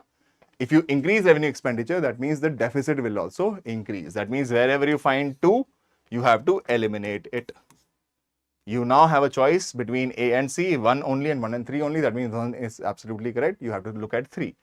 3 says rationalizing subsidies. That means cutting down or trimming subsidies. If you trim subsidies down, that means your expenditure will also be brought down. So the budget deficit will be reduced. Therefore, the answer would be 1 and 3 only. 4.1 says reducing import duty, and if you reduce import duty, your receipt part is going to reduce. So the deficit is going to increase. Very simple question. We'll pick the next one. Which of the following is or are included in the capital budget of the Government of India? Now remember, capital budget will include 2 things: capital receipts, capital expenditure. Capital receipts are such receipts which either create, or you will say increase liabilities, or reduce assets. And capital expenditure is expenditure which either decreases liabilities or increases our assets. He's asking you which of these would be included in the capital budget of the Government of India. Very simple question to answer. First one says expenditure on the acquisition of assets such as roads, buildings, machinery. Now this is expenditure which is creating assets for you, increasing your assets. That means it will be a part of the capital budget. Second one says loans received from foreign governments. Loans are going to increase your liabilities because you'll have to pay this money back. So this is a capital receipt, a debt creating capital receipt. Third is loans and advances granted to the states or union territories. This will be a part of your increase in assets. If you are giving loans away, that means these states will have to pay you back in the future alongside with some interest. That means you are increasing your assets. All 3 of them will be a part of your capital budget. We'll move to the next one. With reference to FSDC, Financial Stability and Development Council, consider the following statements. Now, this council was set up on the recommendations of Raghuram Rajan. The idea was what has been mentioned in the name, Financial Stability and Development Council, to look at the work of major conglomerates in the country, as well as to have better intra-agency coordination with respect to regulatory authorities in the financial institution space. That was the objective. Now this was, if I'm not mistaken, this was created in the year 2010. Is it an organ of the Niti Aayog? Niti Aayog was itself created in 2015. How can this be the organ of the Niti Aayog itself? So this one is wrong. You eliminate. Now you have a choice between 3 only and 2 and 3 only. That means 3 has to be correct. You have to look for 2. 2 says it is headed by the Union Finance Minister. This is a correct statement. It's a statement of fact. So you may know it, you may not know it. Third is it monitors macroprudential supervision of the economy, which is correct. It also tries to ensure better regulatory coordination between multiple regulatory authorities, SEBI, PFRDA, IRDAI, as well as the RBI. So this is the correct answer, right? 2 and 3. A statement or an information-based question. With reference to the 14th Finance Commission, which of the following statements is or are correct? The Finance Commission is a constitutional body. You should know that its role is towards vertical devolution as well as horizontal devolution. First one says, it has increased the share of states in the central divisible pool from 32 to 42%. Now, this is a question back in the day, was also a current affairs based question. This was witnessed that they had increased, the 14th Finance Commission had increased the share of states from the central divisible pool up to 42%. This is correct. Second is, it has made recommendations concerning sector-specific grants. Now, sector-specific grants were introduced not by the 14th Finance Commission, but by the 13th Finance Commission. Now, remember, this is a question that you will not know an answer to, because this is a question which relates to a time period back in the day, some 10 years back from today itself. So you may not know this already, but it's a good thing that you are looking at these questions and the kind of questions that they are asking. The answer is 1 only. With reference to the union government, consider the following statements. First one says, the Department of Revenue is responsible for the preparation of union budget that is presented to the parliament. Now, this is a very, very simple statement. You should know that the Department of Revenue will concern itself with taxation. Which department prepares the budget? It is the Department of Economic Affairs, the DEA, not the Department of Revenue. So this is correct. This is incorrect. You use 1 to eliminate, you eliminate D, you eliminate A. That means you are left with a choice between B and C. 2 and 3 only, 2 only. That means 2 has to be correct. You have to look for 3. Statement 3 says, all the disbursements are made from the public account also need the authorization from the Parliament of India. Now, government's funds are categorized across 3 accounts, the Consolidated Fund of India, Contingency Fund, as well as the public account. Public account is where the government serves as the custodian of other people's money. That means it's not the government's money, the government is the custodian of other people's money, right? For you to make any withdrawals or deposits into the public account, you don't need any authorization from the Parliament. While if you want to do the same with the Consolidated Fund of India, you will need to pass what is called an appropriation bill also, right? So that means all the disbursements made from the PSC public account also need the authorization of the Parliament? Absolutely not. They don't need the authorization of the Parliament. That means wherever you find 3 is incorrect. The answer has to be 2 only. No amount can be withdrawn from the Consolidated Fund of India without the authorization of the Parliament. Yes, no fund can be appropriated without you passing the appropriation bill. Second one is correct. A decrease in tax to GDP ratio of a country indicates which of the following. Now, tax to GDP ratio would mean taxes collected upon the GDP. A decrease in this ratio, because it's a ratio, a decrease in this ratio would mean what? It would mean either GDP is increasing while the taxes remain constant or they are decreasing, or the GDP is decreasing itself while the taxes are increasing, right? Or they may stay constant for that matter. If taxes increase and GDP decreases, this is going to lead to an increase in the tax to GDP ratio. A decrease would be caused if the numerator declines or the numerator increases, or both happen at the same time. Now, does this include slowing economic growth rate? Will there be a tax to GDP decline if the GDP increases while taxes stay the same? Theoretically, yes, but that's not how tax to GDP works. In context of taxes and GDP, you have to understand this thing which is called tax elasticity. Taxes and GDP have a strong positive correlation. That means as GDP increases, taxes also change. Taxes also normally increase. Similarly, as GDP decreases, taxes also normally decrease. This is related to what is called the tax elasticity of an economy. An associated concept is called tax buoyancy, which is a different concept than tax elasticity. Tax elasticity means the change in one variable, which is taxes, subject to change in another variable, which in this case is GDP. If GDP increases, normally you will find that the correlation between taxes and GDP is on the positive side. That means you will also witness the tax collection being higher. If GDP declines, the tax collection will also be lower in that case, right? So slowing economic growth rate, not necessarily. Second one says, okay, so slowing economic growth rate, yes. The second one says less equitable distribution of national income. Now, is it going to be a less equitable distribution of national income?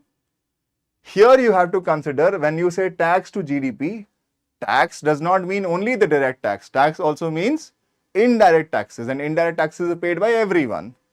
So, does the total amount or the aggregate amount of taxes collected also automatically tell you who gave you the most amount of taxes? It could be that the indirect taxes are more than the direct taxes, or the direct taxes are more than the indirect taxes. The tax to GDP ratio does not reflect on that part. So, less equitable distribution of income, it may be the case, it may not be the case. It does not necessarily have to be less equitable distribution of national income. That means 2 is incorrect. The answer has to be 1 only. Let's move to the next one. Which of the following statements or situations best reflects indirect transfers often talked about in the media recently with reference to India? Now, once again, this is a question based on current affairs. The idea here, indirect taxation, indirect transfers, refers to 2 cases, the KCC and Energy case as well as the Vodafone case, where what happened was that ownership of an Indian company, which was SR in this case, it was transferred to a company based out of Cayman Islands, and Vodafone happened to have acquired the other company which was located in Cayman Islands. Now, Cayman Islands gives you a lot of taxes, a lot of, you can say, equity, right, while you avoided taxation in the country, right? This is called an indirect transfer of ownership of an Indian asset, right, given it away to a foreign entity, but done indirectly. It was not acquired directly, because if they had acquired it directly, right, or if they had sold off those assets directly in India, they would have to pay taxes to the Indian authorities. They evaded taxes because of this, right? This is what the Vodafone case is most known for. A foreign company transfers shares, and such shares derive substantial value from assets located in India. If you were a habitual reader of current affairs around this time, you would automatically know what this is in reference to. Consider the following items. Which of the above items is or are exempted under the GST? First one says cereal grains hulled, chicken eggs cooked, fish processed and canned, newspapers containing advertising material. Now, this is a question which was asked in 2018. GST was introduced in 2017. Quite obviously, it was current affairs then. It's a complete question based on information. You may know this, you may not know this. So, I mean, you don't have to sweat over not knowing this question.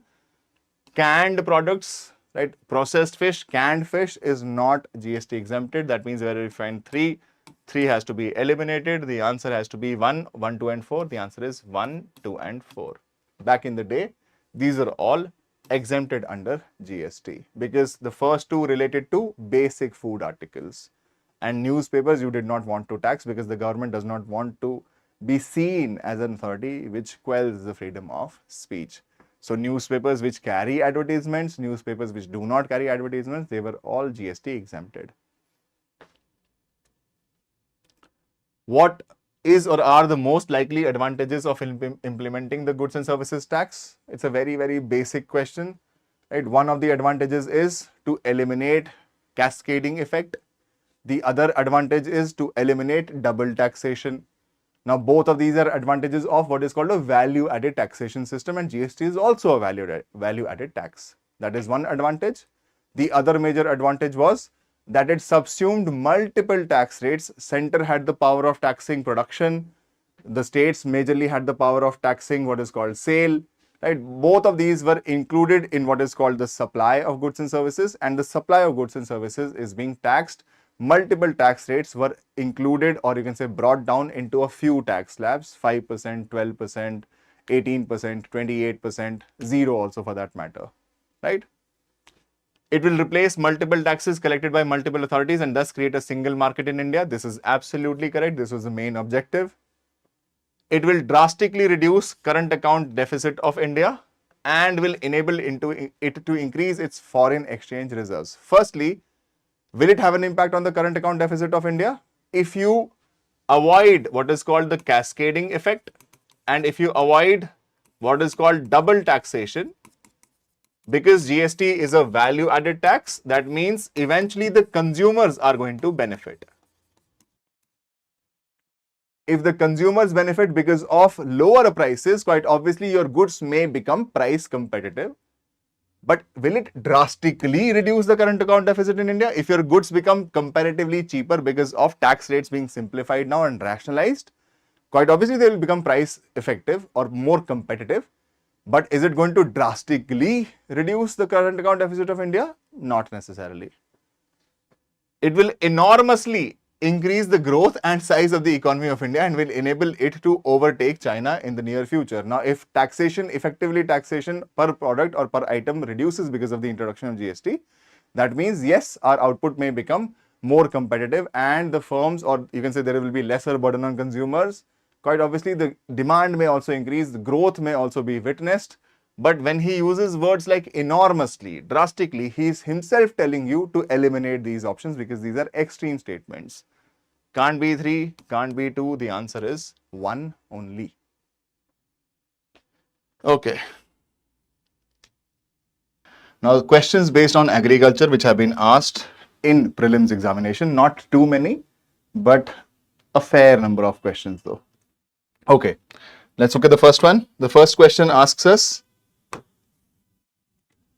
with reference to the Digital India Land Records Modernization Program, consider the following statements. First one says, to implement the scheme, the central government provides 100% funding. Now, this is a statement of information. Previously, this Land Records Modernization Program used to be called the National Land Records Modernization Program. This was renamed into Digital India Land Records Modernization Program, right? And in 2016, this scheme was converted into a central sector scheme. In a central sector scheme, the difference compared to a centrally sponsored scheme is that the finance, the design, conception, and the implementation will be in the hands of the central government.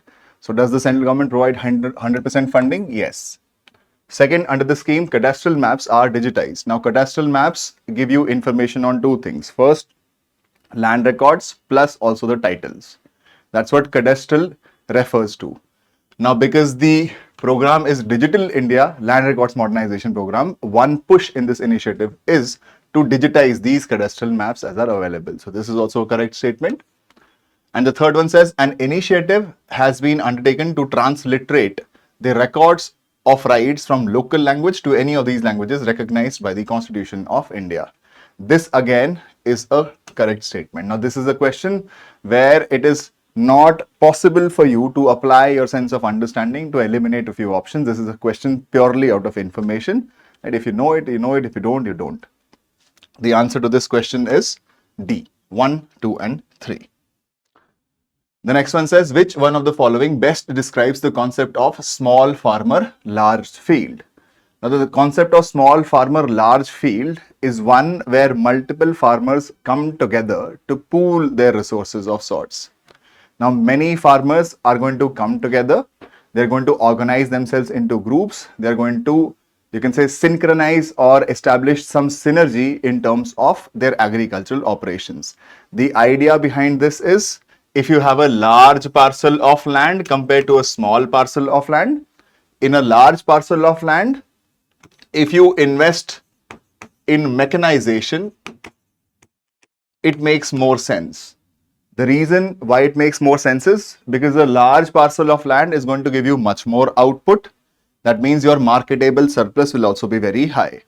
Now, a small parcel of land, if you are making, let's say, 100 kgs of rice, and in here you are making 10,000 kgs of rice, which of these farmers, consider this being a small farmer and this being a large farmer, which of these farmers will be more likely to invest in a tractor? A tractor is going to come, let's say, at a cost of 10 lakh rupees. Even if the tractor increases the productivity of land by 2 folds. That means if you use a tractor, maybe you are able to increase the production to 20,000 kgs of rice with the same amount of inputs. And for the small farmer also, the increase is also 2-fold, which means 200 kgs. Now, out of 200 kgs and 20,000 kgs of rice, which person will be able to recover the cost of tractor much more efficiently, much more faster? The answer is, of course, the larger farmer. Right? It's very hard for a small farmer to recover these costs of mechanization, which is why it makes more sense for us to have consolidated big parcels of land. This is what is being promoted by small farmer, large field. The answer is many marginal farmers in an area, they organize themselves, they form groups, and through these groups, they try to synchronize and harmonize their agricultural operations. In fact, if you read the other statements carefully, the first one says resettlement of a large number of people uprooted from their countries due to war. This has got absolutely no relationship with the term mentioned. Third one says many marginal farmers in an area together make a contract with a corporate body and surrender their land to the corporate body for a fixed term for which the corporate body makes a payment of agreed amount to the farmers. This sounds more like contract farming and not like really contract farming. This sounds like land pooling and land leasing. And the next one says a company extends loans, technical knowledge, material inputs to a number of small farmers in an area so that they can produce the agricultural commodity required. This is more like contract farming. Contract farming, land pooling, this looks more like resettlement. So the obvious choice has to be B. In fact, even if you use your common sense, you will get to the right answer in this question. The next one says, consider the following statements. How many of the above statements are correct? The first one says, Government of India provides MSP for Niger seeds. Second one says, Niger is cultivated as a kharif crop. And third one says, some tribal people in India use Niger seed for oil for cooking. Once again, a question purely based out of information. Now, ideally, MSP is such an important topic for you that you should know that MSP is provided for 22 commodities. 2 other commodities, MSP is related to the ones which are already notified. Now, in these 22 commodities, 14 commodities are, you will say, kharif crops, 6 are rabi crops, and 2 are calendar year crops. Now, you should know which ones are the kharif crops and which ones are the calendar year crops, right? Jute and copra, calendar year crops. Rabi crops will include wheat, barley, it will include mustard, it will include safflower, sunflower, right? So if at all Niger has to be there, Niger has to be outside of these two, which is to say a kharif season crop. Now, not a lot of scope for you to apply common sense here. Once again, a question based out of information. The first one is correct, that yes, the government does provide MSP for Niger seeds. Niger seeds are an example of oil seeds. They are used for edible oil purposes. And the third one is that Niger is cultivated as a kharif crop. Now, is Niger cultivated as a kharif crop?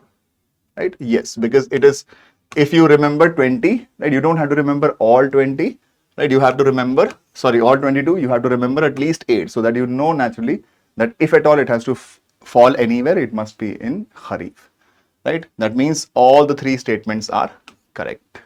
Once again, a question based out of information, not a lot to do with common sense. The next question is, which of the following factors or policies were affecting the price of rice in India in the recent past? Now, this is a question where you have to apply yourself. First one says minimum support price. Now, quite obviously, minimum support price will have some impact on the market prices also. In fact, normally what you witness is that market prices typically tail the MSP. They are somewhere hovering around the MSP itself. In fact, normally are offered slightly lesser than the MSP itself or slightly more depending upon the market conditions. The reason is that MSP is a support price. That means the government is buying your crops at the MSP. If you are agreeing or if you are willing to sell your crops to the government at the MSP, why should the market pay you, you can say, significantly more? So typically you have market prices which tail MSP also, right? And MSP is going to determine, it's going to definitely affect the market prices, right? Why will a trader pay you significantly more compared to an MSP? In an MSP situation, you are willing to sell it to the government, let's say at a 200 rupees per quintal. Why would any market player pay you 500 rupees? Unless they have significant profit making opportunities, right? They are not normally going to give you significantly more. They are always tracking what the MSP is, and which is why MSP and market prices will typically have a link with each other. The next is government's trading. Once again, export of rice, right? India is one of the major exporters of rice across the world. In fact, is the largest exporter of rice. And export is going to take away some quantity from domestic production. So if you have this much quantity of domestic production, some of it is taken away by exports, leaving less for domestic production, right?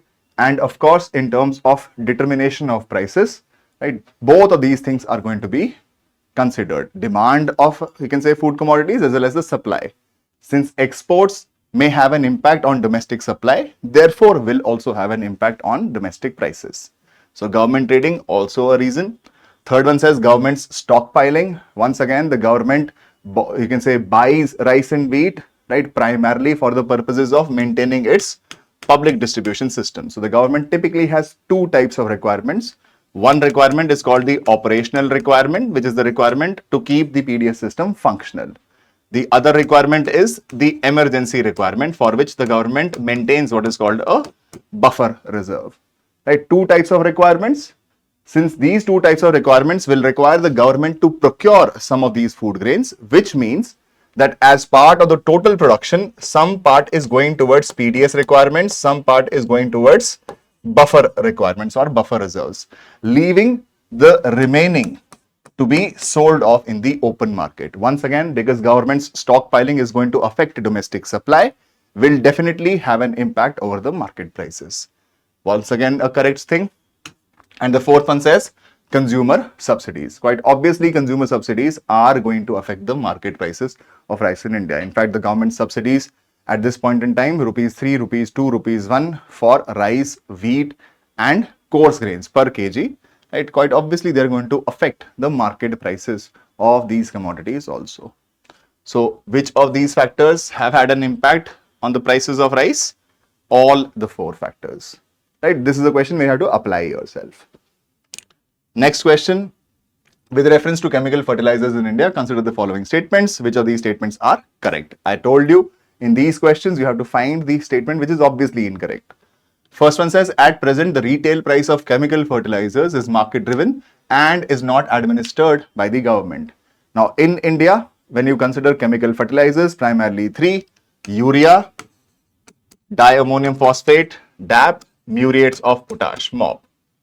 Now, amongst each of these, right, you have nutrient-based subsidies for DAP and MOP, and you have the cost plus approach for urea. In context of urea, the MSP is statutorily fixed and the subsidies are going to be derived from the cost plus component. That means whatever is the cost of the manufacturer, on top of it a reasonable profit margin, right? That minus the MRP is going to become the subsidy component. Is at present the retail price of chemical fertilizers market driven? Not in context of urea. In case of urea, this is a very common statement any serious aspirant would know. In case of urea, the MSPs, the market prices for urea are regulated. So they're not market driven. That means one is the obviously incorrect option. You eliminate two options. Then the answer has to be between B and C. B says 2 and 3 and C says 2 only. That means 2 has to be assumed to be correct. You have to look at 3. 3 says sulfur, which is a raw material for phosphoric acid fertilizer, is a byproduct of oil refineries. Now, normally in context of UPSC, typically the applications based questions where you are asked applications in science and tech, typically these are on the, you can say, on the more correct side. Whenever they tell you that sulfur is used for these or these purposes, or sulfur is procured from these or these purposes, normally those statements are also correct. Now, ammonia, which is an input for urea, is provided from natural gas. Yes. Now, urea main cost comes from the raw material, which is natural gas or naphtha. Ammonia used for natural gas is produced from ammonia, which is an input of urea, is produced from natural gas. This is again a correct option, right? From urea, if you know, you will know that second statement is correct. Third will be where you might be a little bit shaky.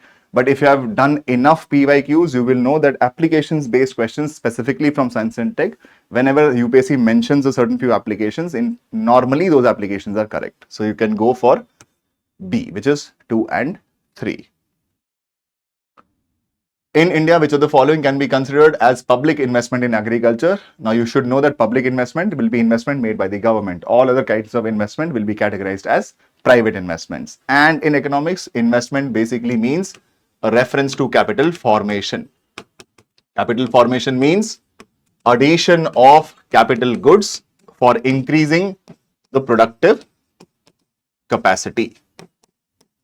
That means if you know the definition of investment, especially according to in economics, you know that investment basically means capital formation, and then you have to consider these options. Once again, an application-based question. First one says, fixing the MSP for agricultural produce of all crops. Now, fixing the MSP will have something to do with the remuneration of farmers. It is for us to provide fair and remunerative prices to farmers. MSP has got no direct relationship with capital formation or with the enhancement of productive capacity.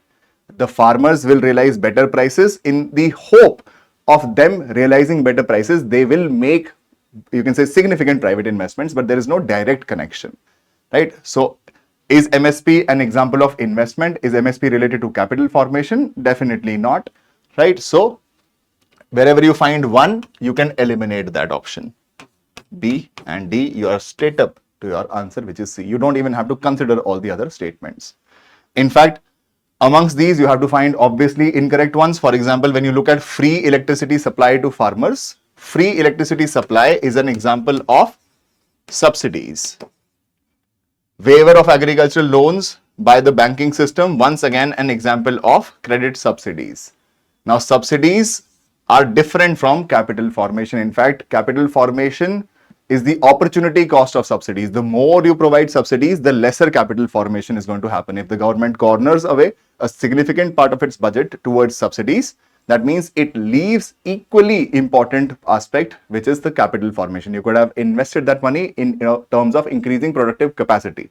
You could have invested the same money in constructing dams, in constructing a good supply chain for farmers, right? That means subsidies also, if you look at a 4 and a 5, wherever you find 4 and a 5, you can also eliminate those options.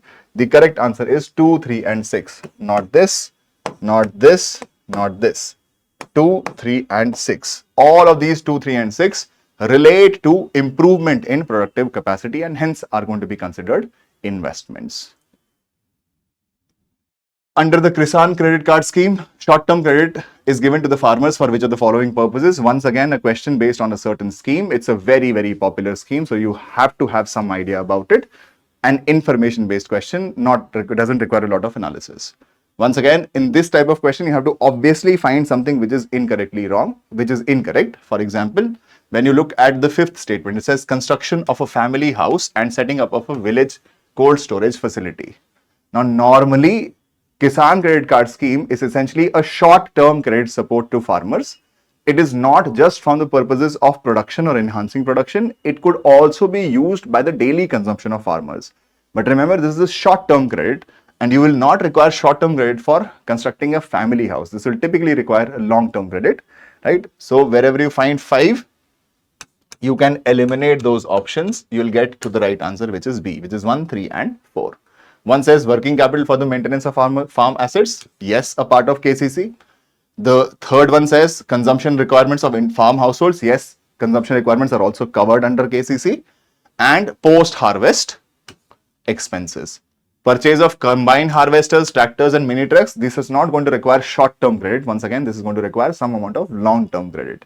Since in the question itself, he has basically said short-term credit support, that could be one thing that you could use to eliminate certain options. The answer is B, 1, 3 and 4. Move to the next one. Consider the following statements. Which of these statements are correct? First one says, in case of all cereals, pulses and oilseeds, the procurement at MSP is unlimited in any state/UT of India. Now, this is a very, very basic statement. You should know that this is a reference to what is called an open-ended procurement system. And open-ended procurement in India is specifically in context of rice and wheat. Consequently, your cropping systems are also rice and wheat dominant. It is not for all cereals, definitely not for all pulses or even oilseeds for that matter, only for rice and wheat. So the first statement is incorrect. That means 1 only cannot be correct. Both 1 and 2 cannot be correct. Second one says, in the case of cereals and pulses, the MSP is fixed in any state at a level to which the market prices will never rise. That's not the context of MSPs. Market prices, like I said, typically tail your MSPs. Those open traders in the open market, they are looking at MSPs and that's how they are also going to decide how much are they going to be paying to the farmers. It's not that you set an MSP at a level to which market prices can never rise. Market prices can always rise depending upon the existing demand or supply. situation. So the second one is obviously incorrect. The answer has to be neither 1 nor 2.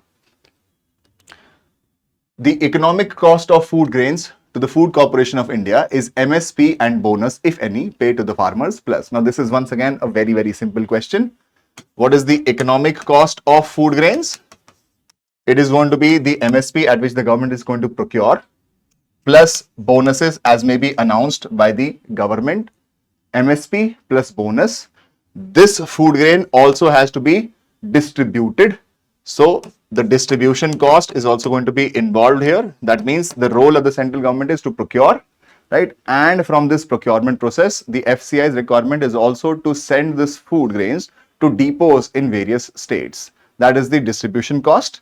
And costs which are involved as are incidental to the whole procurement process. These are called incidental costs or procurement incidentals. So economic cost of food grains will be MSP, any bonus on MSP if announced, plus the distribution cost, plus procurement incidentals.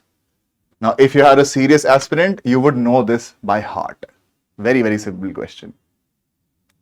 Move to the next one. Amongst the agricultural commodities imported by India, which of the following accounts for the highest imports in terms of value in the last 5 years? Now, keep a close eye on these kinds of questions based on trades, questions based on trade related trends. They have been asked numerously in the last 4 to 5 odd years. So you have to be a little bit aware. Now, these are questions where you are normally, will have no scope for eliminating or using your common sense. These are questions that you either know answers to or you just don't. In this context, the answer is vegetable oils. Vegetable oils is what accounts for the highest imports amongst these following. Next one, with reference to land reforms in independent India, which of the following statements is correct? Now, land reforms in independent India are a signal to land ceiling, land redistribution,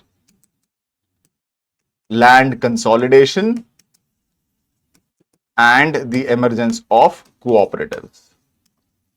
These are collectively what we call land reforms. He's asking you which of the following statements with reference to land reforms in India is correct. First one says ceiling laws were aimed at family holdings, not on individual holdings. If you know that the flaws of land reforms in India as to why they spectacularly failed was because for the longest time, these ceilings would apply on individual holdings, not on family holdings, which is why many people would transfer their land to their immediate family members and hence increase the threshold over which the ceiling laws would not apply. Not this. The major aim of land reforms was providing agricultural land to all the landless. This was the exact aim, which is called land to the tiller.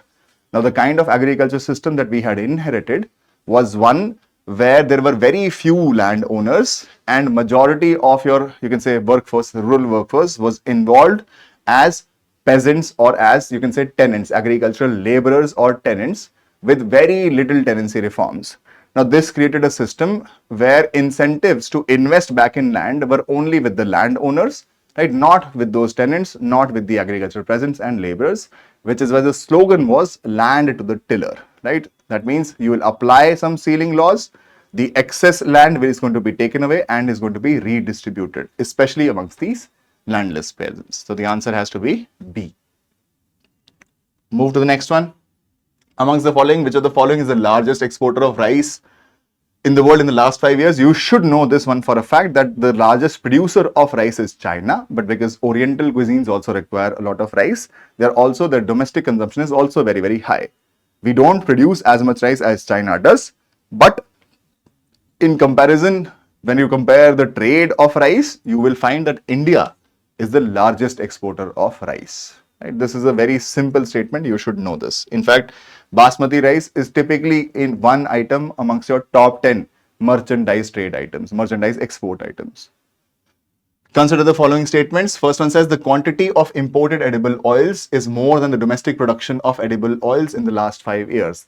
This is absolutely correct. India does produce a significant amount of edible oils, but that production is only going to service or is only enough to service 40% of the domestic requirement. 60% of the domestic requirement is going to be served through imports of edible oils. So this is correct.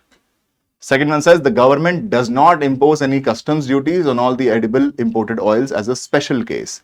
This is an incorrect statement, right? We treat the imports and the domestic supplies equally, so we are going to be applying duties to the imports of edible oils as well.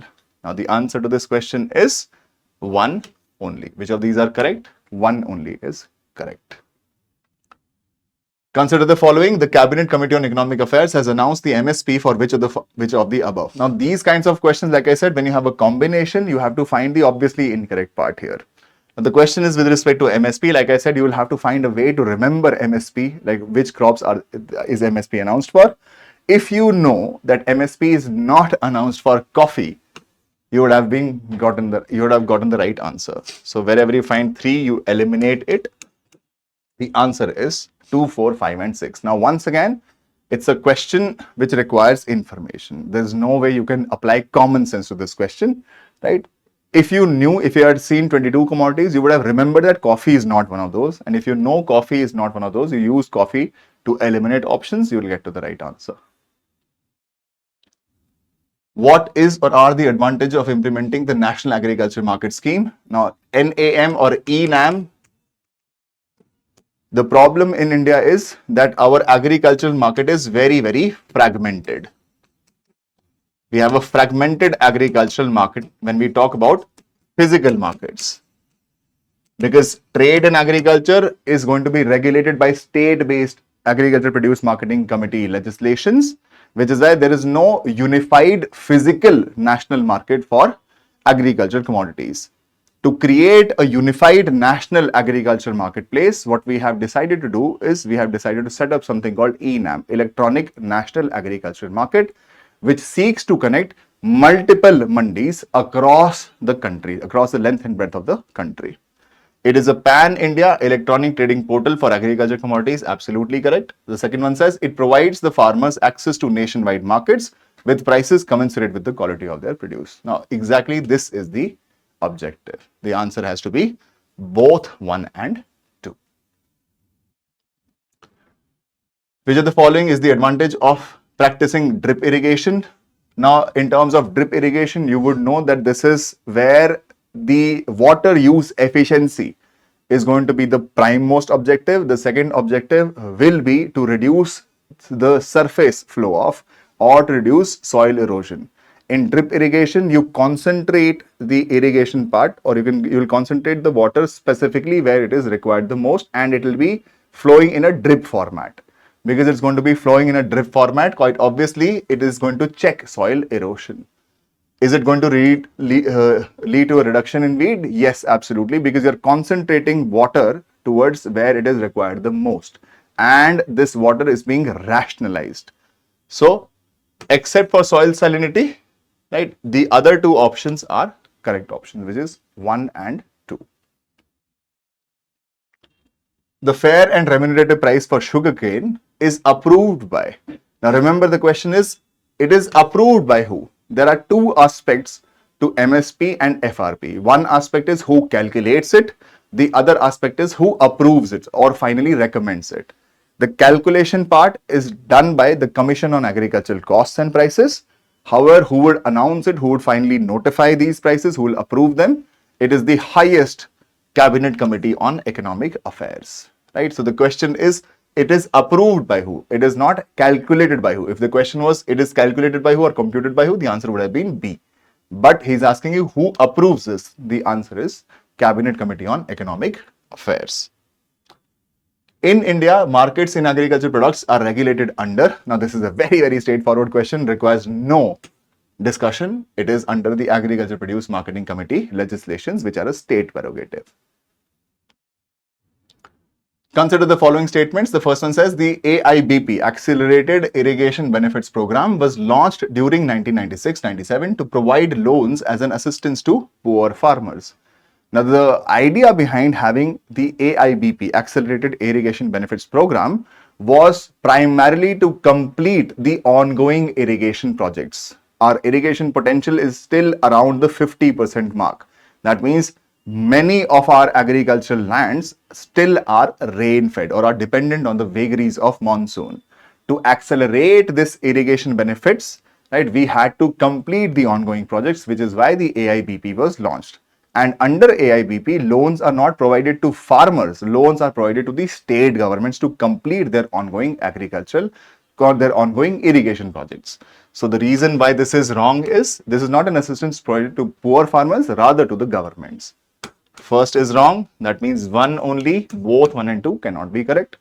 Second one says the Command Area Development Program was launched in 1974-75 for the development of water use efficiency. This is absolutely correct. So the answer is 2 only. The substitution of steel for wooden plow in agricultural production is an example of.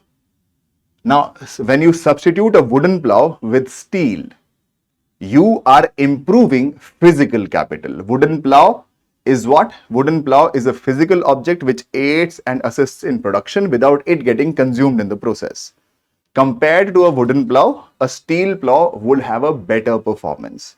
That means this is a technological change, this is a technological progress which is seeking to augment the capacity not just of workers, it is seeking to augment the capacity of your existing capital stock.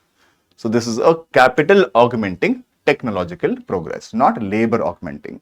Labor augmenting would be something to do with their health, something to do with their skill formation, something to do with their education, right? This is more about capital augmenting technological process. Which in the following describes the main objective of the seed village concept. Now, what is the seed village concept?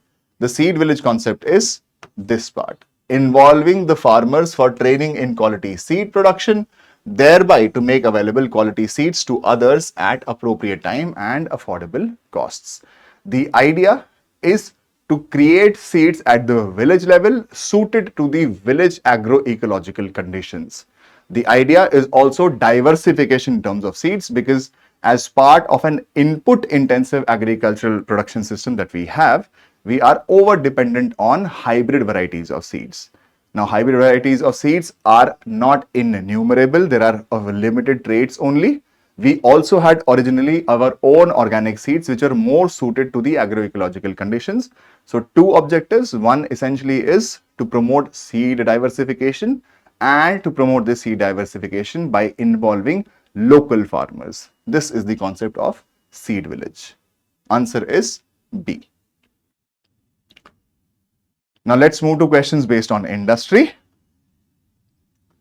First one says, with reference to corporate social responsibility rules in India, consider the following statements. First one says, CSR rules specify that expenditures that benefit the company directly or its employees will not be considered as CSR activities. Quite obviously, this has to be correct. Corporate social responsibility, right? You cannot use those funds earmarked for CSR purposes to highlight your own achievements. For example, many people may think of this as a promotion activity of sorts, where you're trying to promote yourself, right? If it's going to directly benefit you or your company, you will not call it CSR. This is absolutely correct. The second one says CSR rules do not specify minimum spending on CSR activities. In fact, they do specify, which is 2% of their net profits on an average from the last 3 years. That is the minimum spending which is required. It's a very, very basic question, right? 2 is incorrect. First one is correct. The answer is 1 only. Very, very basic question. Consider the investments in the following assets. How many of these are considered intangible investments? Intangible meaning hoega that it doesn't have a physical form of sorts. Now, brand recognition is completely intangible. You have to look for the tangible ones. Inventory formation. Inventory typically refers to the stock which has remained unsold, right? Sometimes even unfinished for that matter, mostly unsold. Inventory is a physical object, right? These things that you're producing. Now, services you will not have some concept of inventory. Services are inherently local. They are consumed the moment they are produced. But for goods, you may have goods that you produced, but you were not able to sell them. The unsold goods will form a part of your inventory. Since unsold goods have a physical form, therefore they are tangible assets. That means inventory definitely cannot be a tangible, cannot be an intangible investment. That means can all 4 be the answer? No. That means you have eliminated one option for sure. Intellectual property, right? Trademarks, copyrights, or in fact for that matter mailing lists of clients, brand recognition, all of these do not have a physical form. They are existing in digital formats. So the answer is only 3. Consider the following statements. First one says India accounts for 3.2% of global export of goods. Now, if you don't know this, then you probably are not, you can say, preparing very well. 3.2% of global exports is a significantly huge number. India at this point in time will be hovering around a 1.8% mark. Now, these are questions based on trends in trade. You should be interested in trends in trade. Typically, these numbers you will find in the economic survey. Right? So first one is incorrect. Second one says many local companies and some foreign companies operating in India have taken advantage of India's PLI scheme. Now, if you know that one of the significant beneficiaries of India's PLI scheme was Foxconn, you would know that yes, it's not only limited to your domestic companies, also extended to the foreign companies. Both local and foreign companies have taken benefits from the PLI scheme. So the second statement is correct, the first one is incorrect. That means the answer has to be statement 1 is incorrect, statement 2 is correct. Consider the following statements. According to the MSME Act 2006, medium enterprises are those with investments in plant and machinery between 15 crores and 25 crores. Now in here, there was an amendment introduced in the year 2020, after which the classification of MSMEs has changed. Now the classification will be in terms of capital requirements, also in terms of turnover. You have 1 crores, 5 crores and 10 crores. Right? Now 5 crore turnover, 25 crore turnover or a 50 crore turnover. He's asking you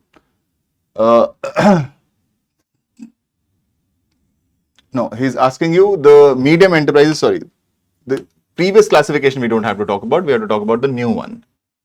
The first one says, according to MSME, the medium enterprises are those with investments in plant and machinery between 15 crores and 25 crores. Now the answer to this question is that in here you have capital requirements of 1 CR, 10 CR and 50 CR. And the turnover has to be 5 CR, 50 CR, 250 CR. This is micro, small and medium. That means for medium enterprises, the capital requirement or investment in capital has to be between 10 CR to 50 CR. So is it between 15 to 25? No. All the bank loans to MSMEs classify as priority sector lending. Yes, one of the priority sectors is MSMEs itself, and all the loans meant for the MSMEs are typically classified as priority sector lending. So the answer has to be 2 only. With reference to foreign owned e-commerce firms operating in India, which of the following statements are correct? First one says they can sell their own goods in addition to offering their platforms as marketplaces. No, under your FDI rules, the e-commerce players can only act as a platform connecting buyers with sellers. They cannot be selling their own goods. That means for them to sell their own goods, they will have to have a different subsidiary, right? They may own a different subsidiary, right, which is a different entity from the parent company, and that's how they can sell their commodities on their own marketplace also. So can they sell themselves? No. Second one is degree to which they can own big sellers on their platforms is also limited. This is also correct, right? You may not use these loopholes to create a scenario where the e-commerce firm, because it will have far more data on the consumption patterns, they can also replicate the goods. They know very well which goods are normally sold the highest on e-commerce platforms, and the existing companies will face an existential threat from them because they have much more information on you, which is why the degree to which they can own big sellers on their platforms is limited. So the answer is 2 only. The term West Texas Intermediate, sometimes found in the news, is reference to, now West Texas Intermediate is a grade of crude oil that comes from America, right? You have Dubai crude oil also, you have Brentford also, right? This is an example of crude oil. Not a lot of discussion here. With reference to TRIMs, which is trade related investment measures, which of the following statements are correct? First one says quantitative restrictions on imports by foreign investors are prohibited. Yes.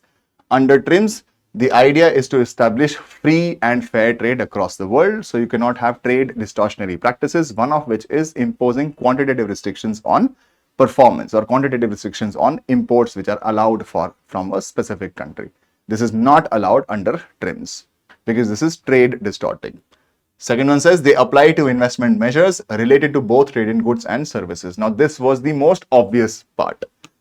Now, with respect to trade in goods, you have TRIMS. With respect to trade in services, you have the General Agreement on Trade in Services called GATS. Right? So, investment measures with respect to trade in goods covered by TRIMS, not with respect to services. For services, you have GATS. So, 2 is obviously incorrect. That means wherever you find 2, you have to eliminate it. The answer clearly is 1 and 3. That means even if you did not know 1 and 3, you should know 2 because this is the most basic thing any aspirant would know. Right, you would know that 3 is they are not concerned with the regulation of foreign investment. Yes, they are only concerned with trade related measures, not with respect to investment in a country. The answer is 1 and 3. Consider the following statements. First one says coal sector was nationalized by the government of India under Indira Gandhi. This is absolutely correct. It happened in 2 phases, 1971, 1973. 1971 is when coking coal was regulated. And in 1973, non-coking coal was nationalized by the government of India. So, in terms of nationalization, was it done by Indira Gandhi? If you remember your 5-year plans, if you remember the governments and the change in the political spectrum, you would know that this is the time when Indira Gandhi was in power. So, this is absolutely correct. The second one says, now coal blocks are allocated on a lottery basis. Now, first statement you may or may not know. But the second statement you definitely should, especially after the Colgate scam, right? Now, are they allocated on a lottery basis? No, there is a transparent auction mechanism. There is a competitive bidding process now. So, wherever you find 2, you have to mark it as incorrect. That means the option is between A and C. We know the answer has to be A.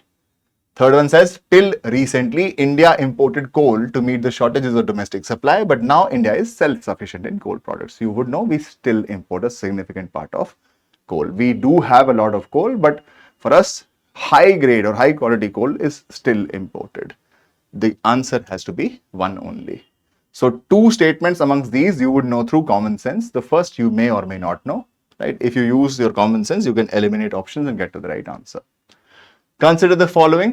Which of the following is the purposes of Ujjwal Discom Assurance Yojana, a scheme of the government? Now, Ujjwal Discom Assurance Yojana especially seeks to improve the financial health of discoms, distribution companies majorly owned by state governments in the country. This is where the incentives would be provided to these discoms subject to them improving their financial performance. And if they do, state governments are then told to assume 75% of their you can say loan requirements, 25% they can source through market borrowings. But the idea, the purpose is to improve the financial or the fiscal health of your discoms, distribution companies, providing for financial turnaround and revival of power distribution companies, right? This is the objective. If you know the full form of Uday, you would also have gotten that question right. Next is, which of the following is the purpose of District Minerals Foundation in India? In fact, this is a part of internal security also. Many of your regions which are affected by naxalism are regions which are resource rich.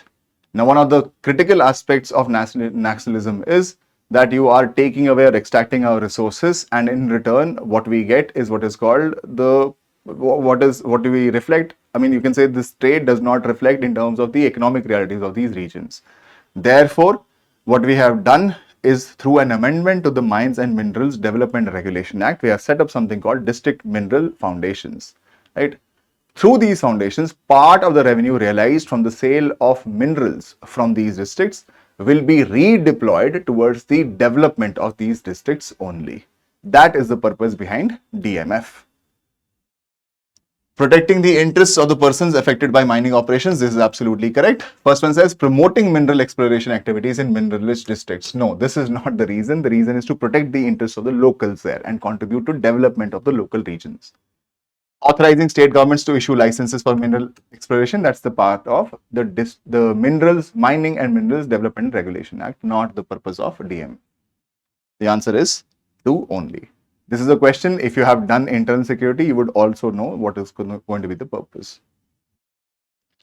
Next one says, with reference to Indian Renewable Energy Development Agency, IREDA, which of the following statements is or are correct? First one says it's a public limited government company. This is a correct statement. It is also an NBFC. This is also a correct statement. Now, once again, this is a question which merits no discussion. It's a question specifically on information about a certain, you can say, agency. So you don't have to, I mean, sometimes you know them, sometimes you just don't. You cannot beat yourself over this. The next set is questions based on external sector. First one says, rapid financing instrument, rapid credit facility are related to the provisions of lending by which of the following operations or which one of the following institutions. Now, these are terms which were very, very liberally used around the time of the Sri Lankan crisis, where the IMF intervened, and the IMF did intervene through various mechanisms. Some of them were named rapid financing instruments, rapid credit facility. Right? In fact, if I'm not mistaken, that was a rapid credit facility, not rapid financing instruments. But because it was in the news, especially because of the Sri Lankan crisis, you are expected to know because these terms showed up in the news many times. This is an instrument related to IMF. With reference to the Indian economy, consider the following statements. First one says, an increase in nominal effective exchange rate indicates the appreciation of rupee. Now, nominal effective exchange rate, I1 to N, right? This is currency I or currency I. Right? What does it basically mean? Here, it is an exchange rate. Right? This exchange rate is also called a multilateral exchange rate, which is to say, when you're typically looking at exchange rates, typically you look at exchange rates bilaterally between two countries. For example, how many dollars for a rupee or how many rupees for a dollar. Right? Sometimes there is appreciation, sometimes there is depreciation. Now, appreciation and depreciation, right, related to bilateral countries or bilateral currencies may not exactly tell you whether your currency is actually becoming stronger or becoming weaker. In which case, what we do is we take the help of what is called multilateral exchange rates, wherein we compare a currency with a basket of different currencies, typically with currencies of countries who we have a significant amount of trade with. So here the formula is, this is a slightly complicated formula, but what you should know is C and CI. C is the SDR equivalent of home currency. That means how many SDRs will you require to purchase 1 unit of home currency?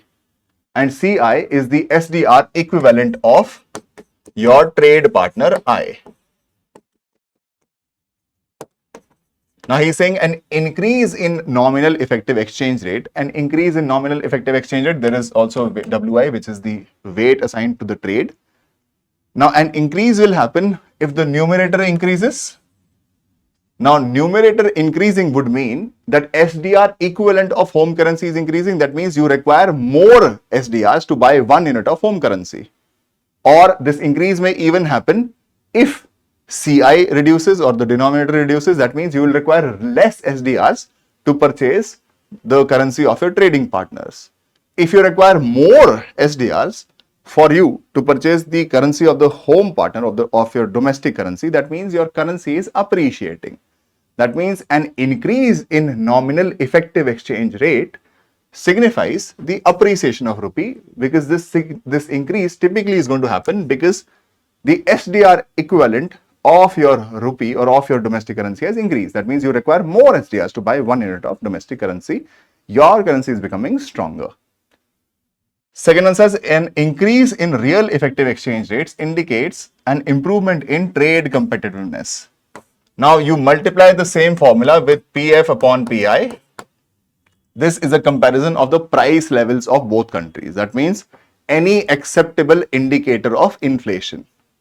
Nominal turned to real will adjust for inflation. This basically means that if your currency is appreciating or depreciating, is it happening only in nominal terms or is it also happening in real terms? That means subject to purchasing power.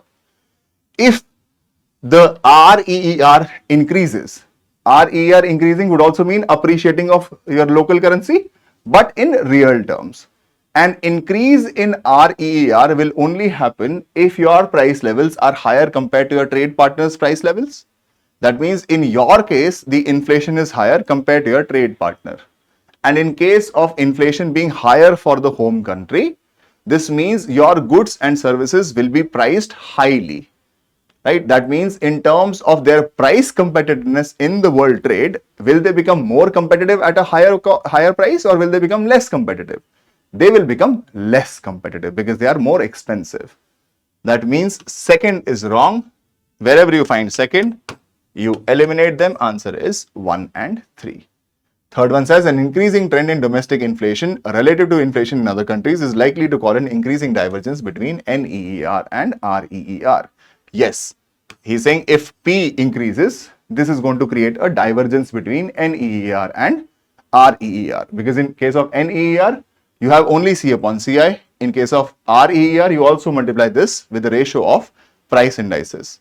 And if your home in country witnesses significant amount of inflation, this means that REER will increase while NEER may not have increased as much. So there is a huge possibility of an increasing divergence between NEER and REER. Right? Even if you don't know everything about this particular question, even if you know the formula, you will be able to tell that second one is wrong. Right? So the answer is 1 and 3.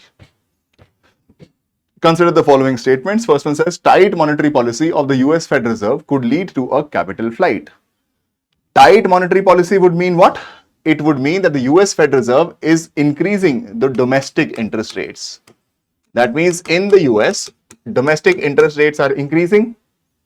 Now, many of the investors from the US who have invested their money, right, in capital instruments or in other kinds of instruments in companies, let's say in India, right, they are going to find that the domestic interest rates in the US are rising and these are risk-free interest rates. Why would they want to continue with risky investments in India? They are going to take their dollars away to the US. This domestic rate of interest rising is going to lead to potentially going to lead to a capital flight. That means foreign investors are going to move away from risky investments in India. They're going to take their money back to the US, which is now offering stable, or even say you can say rather higher domestic interest rates, which are rather risk-free. So this is going to potentially lead to a capital flight. Correct. Second one says capital flight may increase the interest cost of firms with existing external commercial borrowings. Now, because a country, for example, India is witnessing a flight of capital. That means in context of India, the domestic pool of money from which borrowings could be made is reducing. If the domestic supply of funds, which could be extended as loans or extended as investments in other country, in other, you can say, businesses, if that reduces, that means the interest rates domestically are going to rise. And if the interest rates are domestically going to rise, that means you may turn towards external commercial borrowings. And in context of external commercial borrowings, because they will also be tracking the interest rates in this particular economy, this could increase the cost of borrowings from external sources. Quite possible. Third one says devaluation of domestic currency decreases the currency risk associated with ECBs. Now, ECBs typically are commercial borrowings, external commercial borrowings. That means your commercial entities, recognized commercial entities, borrowing from recognized external sources. Now, ECBs are typically denominated in foreign currency. For example, Reliance borrows, let's say, 100,000 US dollars. When Reliance borrowed 100,000 US dollars, Reliance was witnessing that $1 US came at 50 rupees. Right? In the future, Reliance has to pay back this borrowing in US currency itself. For example, Reliance may have to pay back 110,000 US dollars in the future. Now, if in the future there is devaluation that happens, that means your domestic currency becomes weaker. This would mean that 1 USD is now, let's say, rupees 100. This is an example of devaluation. And if 1 USD becomes 100, at the point of borrowing, Reliance was expecting to pay back how much? 110,000 multiplied by 50. Now, when Reliance will have to pay it back, since your currency has devalued, Reliance will have to pay back 110,000 multiplied by rupees 100. Which one is more? It is more when the currency gets devalued. That means devaluation is going to decrease the risk, or is it going to increase the currency risk? It is going to increase the currency risk, not decrease it. That means 3 is wrong. Wherever you find 3, you can eliminate it. These 3 gone. Answer is 1 and 2. Move to the next one. The effect of devaluation of a currency is that it necessarily first improves the competitiveness of domestic exports in the foreign markets. Now, like I said, devaluation would mean what? 1 USD, let's say, was at 50 rupees. 1 USD now is at 100 rupees. This is a case of devaluation. Now, previously, if there was an item, this item, let's say, cost to the foreigner, let's say there is a pen that the foreigner gets at rupees 10. That means when he converts his US dollar into currency, if the exchange rate was rupees 50, that means in 1 US dollar, he could have bought 5 pens. Now, because of the devaluation of local currency, in 1 US dollar, since 1 US dollar gets you 100 rupees, in 100 rupees, he can buy 10 pens. Right? This means your local goods become cheaper to who? To the foreigner. That means your goods become more price competitive since they are now cheaper to the foreigners. The effect of devaluation of the currency is that yes, it improves the competitiveness of domestic exports in the foreign markets. Second one says increases the foreign value of domestic currency. Now, foreign value of domestic currency would mean the dollar equivalent of rupee. In the first case, you could also have said that 1 rupee equals 1 upon 50 US dollars or $0.02. In the second case, 1 rupee equals how much? $0.01. Now, is it increasing the foreign value or is it decreasing the foreign value? Previously, 1 rupee would have gotten you $0.02. Now, after devaluation, 1 rupee gets you $0.01. So, it is decreasing the foreign value of your local currency. That means second one is wrong. So, this goes. Now, the choice is between A and C. Answer clearly is A. Third one says improves the trade balance. Remember, the question says devaluation necessarily. Does it necessarily improve trade balance? Firstly, when devaluation happens, what happens is your exports become cheaper, while the imports will become costly. Now, you have to remember that imports typically will be those items which you require but can't produce, or which you require but don't have the comparative advantage, or that means you cannot produce them at a cheaper cost. That is what imports are for. While exports are items, right, which you will have to be exporting to the external markets. Because of devaluation, exports become cheaper because foreigners can get more units of domestic currency by supplying 1 unit of their currency. So, exports become cheaper while imports become the exact opposite, they become more costly. Now, since imports are necessary, after devaluation, import value will remain increased because your devaluation has happened. Exports become cheaper. The problem is that the prices will reflect immediately. Exports will become cheaper immediately. Imports will become more costly immediately. But for you to increase exports so that your trade balance will improve, right, you will have to produce these exports also, right? Because your goods have become cheaper, there is an increased demand in the foreign markets for your goods. But this increased demand cannot be satisfied immediately. Right? You will have to produce these items first and then be willing to supply these items. That means there will be a time lag, and in this time lag, your import value will stay as it is, while export value may increase but not as much, which is why initially you witness that the trade balance worsens. But eventually, as the quantity of items produced to be exported increases, eventually the exports are going to be higher compared to your imports. The export value will be higher compared to your import value, which is going to improve your trade balance. In the beginning, it reduces the trade balance. In the later on stages, it is going to improve the trade balance. This is called the J-curve theory. So, does it necessarily improve the trade balance? No, certainly initially it does not. Next one says, consider the following. Which of the following can be included in foreign direct investments? For you to get this question right, you only need to know the definition of foreign direct investment. Foreign direct investment is investments coming in from foreign sources, or you can say non-resident sources, made in the capital instruments of domestic companies. If it is an unlisted company, any investment made in the capital instruments of this company will automatically be FDI. And if it is a listed company, in which case the amount of money invested in the capital instruments has to be a minimum of 10% of its post-issue paid up equity on a fully diluted basis. That is the definition of FDI. Now, will FDI include foreign currency convertible bonds? Yes, these are capital instruments which give the option to the bondholder to convert their borrowing into equity of a firm.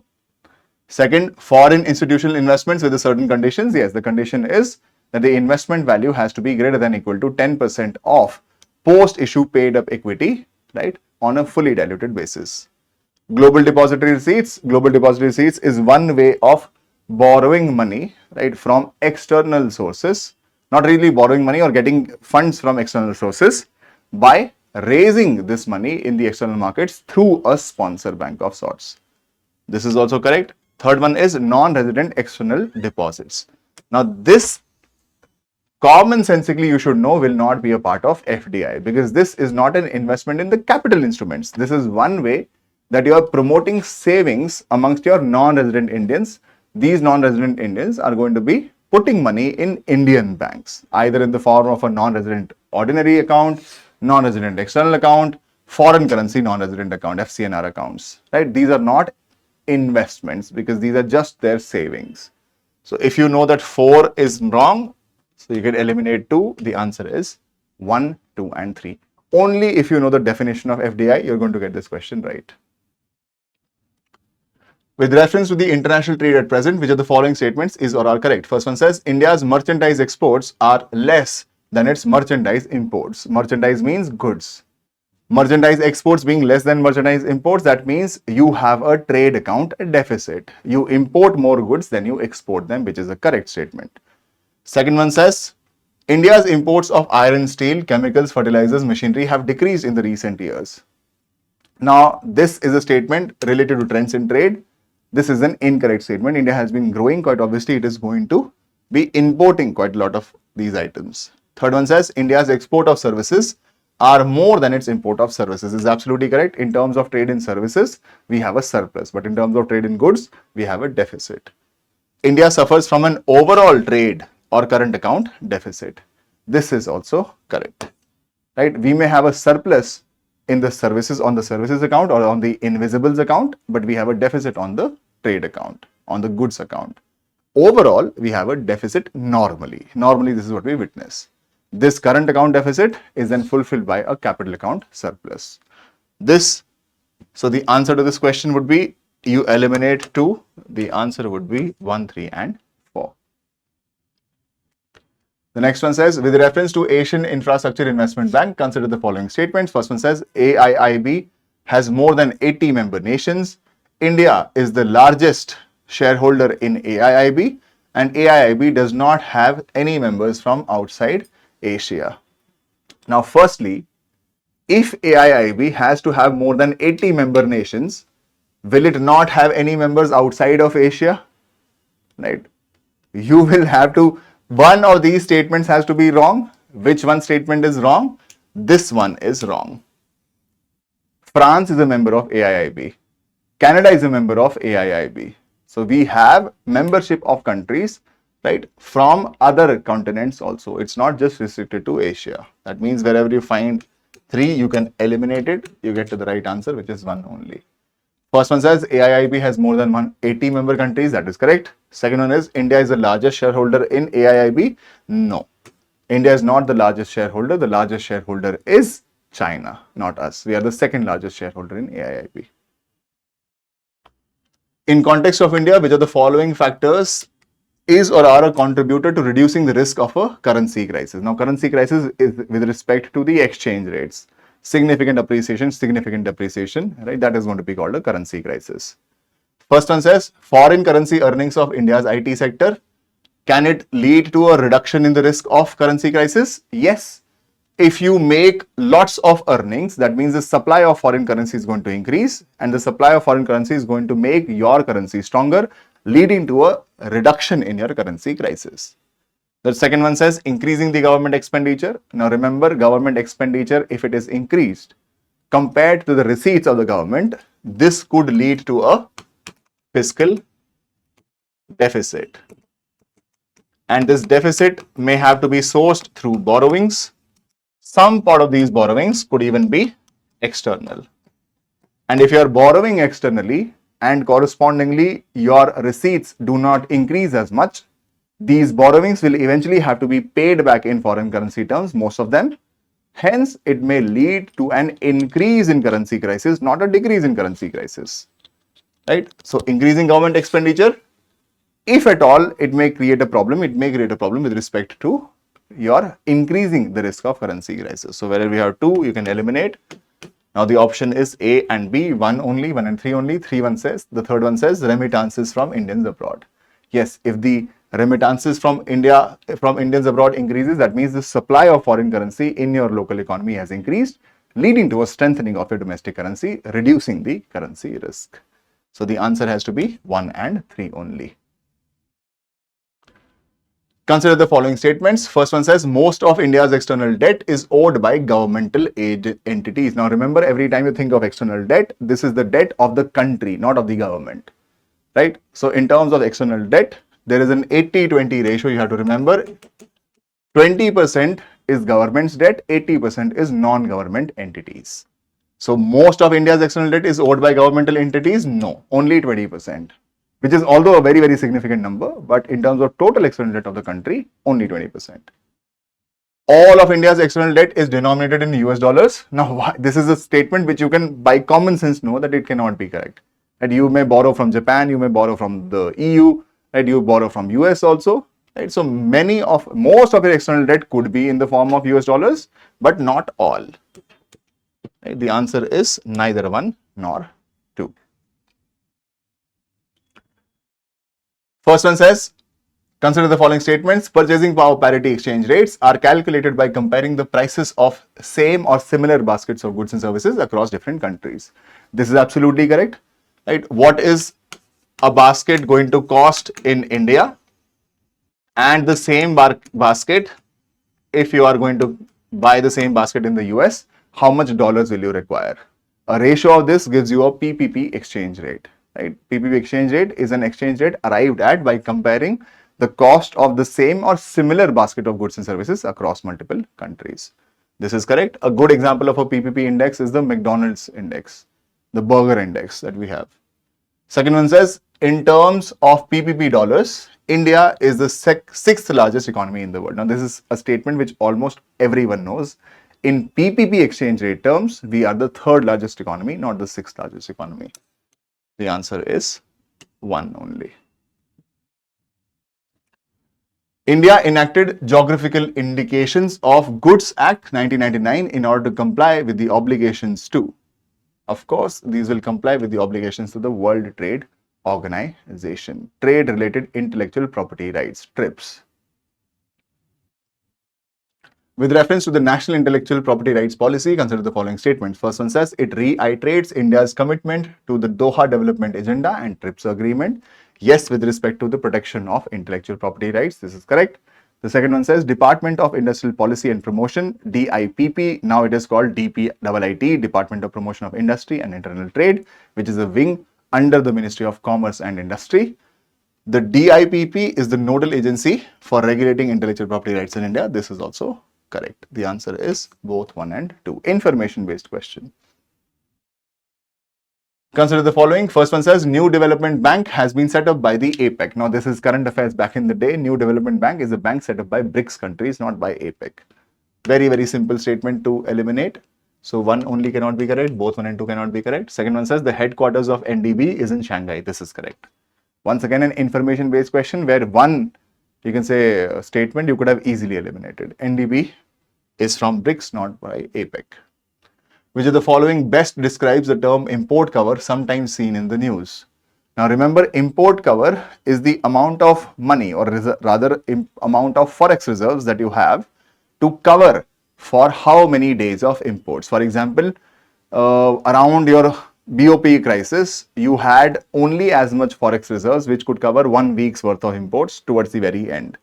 Right? Normally, what is required is at least a 3 months of imports cover. Import cover basically means how much forex reserves do you have, right? How many days of imports or how many months of imports is it going to cover? That is what import cover is. It is the number of months of imports that could be paid for by a country's international reserves. That is what import cover basically means. In context of which of the following do you sometimes find the terms amber box, blue box and green box? Now this is a question which does not merit any discussion. Amber box, blue box and green box are with respect to domestic support. The classification is in terms of these boxes. There is also one more box which is called the developmental box. The green box is such domestic support which is not trade distortionary, hence there are no limits. The blue box is where the domestic support may be trade distortionary, but it is given to limit production and hence no limitations here. And the amber box is one where the domestic support is going to be trade distortionary, right? This is with respect to WTO and its affairs. With reference to IMFC, International Monetary and Financial Committee, consider the following statements. First one says, IMFC discusses matters of concern affecting the global economy and advises the International Monetary Fund on the directions of its work. This is absolutely correct. It's a wing of the IMF, and in the proceedings of IMFC, WB, which is the World Bank, it sits as an observer, right? Why does it sit as an observer? To coordinate the activities between World Bank and IMF. This is also correct. The answer is both 1 and 2. The terms agreement on agriculture, agreement on the application of sanitary and phytosanitary measures, and peace clause appear in the news frequently in the context of the affairs of, once again, the answer is World Trade Organization. Agreement on agriculture is a significant topic which you will have to cover in agriculture itself. So I'm guessing you would know the answer to this. With reference to the Indian economy, consider the following statements. First one says, the rate of growth of real GDP has steadily increased in the last decade. Now you should know that the growth rate or rate of growth of real GDP basically means economic growth. The question is, he's saying economic growth has steadily increased in the last decade since 2015. That means go 10 years back, he's basically talking about 2005 to 2015, and he's saying every year you found more and more economic growth. That means the 6% once, then more than 6%, more than, you can say 6%, like 6, 6.5, then 7, then 8. Has that happened? Has the growth rate in the country between 2005 and 2015, can it steadily increase? You would know that between 2005 and 2015, there was the GFC, the global financial crisis. Although the impact of global financial crisis was not very severe for India, right, and eventually also led to some amount of, you can say, foreign capital also coming in, right, the rate of economic growth rate would not have remained, like you can say, steadily increased. In fact, these kinds of questions are based on trends, right? Whenever they use words like steadily increased, consistently increased, these are extreme statements. This is incorrect. Has the growth rate year on year been more? It's not the case. Sometimes they have even reduced. The GDP at market prices, this is basically nominal GDP. The GDP in market prices has steadily increased in the last decade. Now this is a correct statement because year on year you witness inflation. Because of you witnessing inflation, when you compute GDP in nominal terms, the GDP has increased steadily in the last decade. The answer is, sorry, not both 1 and 2, the answer is 2 only. There has been a persistent deficit budget year after year. Which of the actions have been taken by the government to reduce the deficit? Now, I think this is a question which I have discussed already in PFM, Public Finance Management. Convertibility of rupee implies, convertibility of rupee is basically the ease with which you can convert rupee into a foreign currency or a foreign currency into a rupee. That is what convertibility basically talks about. Convertibility is freely converting the rupee into other currencies and vice versa. That is what currency convertibility means. India mein you have full current account convertibility, but partial capital account convertibility. That means there are some restrictions with respect to conversion of domestic currency into foreign currencies and vice versa when they relate to transactions on the capital account. Right? For current account transactions, there is free convertibility. That means there are no restrictions imposed. You can freely convert your currency into foreign currency or vice versa. The problem of international liquidity is related to the non-availability of international liquidities, non-availability, right? The problem is related to the emergence of hard currencies today, which is primarily the dollar, right? Dollar and other hard currencies. When they are non-available, this creates problems for international trade. The next set of questions that we have to pick up are questions related to growth, development, sustainable development. With reference to the following sectors of the Indian economy, consider the following pairs. Which of these pairs have been correctly matched? First one says storage of agricultural produce. Now, storage is a facility, it's a service which is being provided, right? Some person creates a godown, he allows you to use the godown to store your agricultural produce. This is an example of services which is a part of the tertiary sector. So, storage of agricultural produce is a secondary? No. Dairy farm involves livestock, which is a part of the primary sector. This is absolutely correct. Mineral exploration, once again, is related to the extraction of natural resources from Mother Earth and hence is a primary activity, not a tertiary activity. Not correct. Weaving cloth is the conversion of natural resources into cloth, right? This is an example of a secondary activity. So, out of these, two are correctly matched, only two. With reference to physical capital in Indian economy, consider the following pairs. First one says items and category. First one says farmer's plow. Is farmer's plow an example of working capital? Now remember, how do you make a distinction? Of all the money that a firm gets from selling its produce, the money is called revenue. Part of the revenue goes towards your own sustenance, and part of the revenue is then directed towards production in the next cycle. And in the next cycle, production will happen if you invest this money either in fixed assets or this money will be required as a working capital.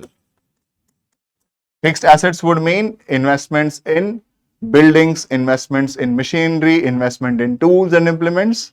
That is fixed capital formation, right? The other part is called working expenses. Working expenses would mean expenses which will increase as you increase production, expenses which will decrease as you decrease production.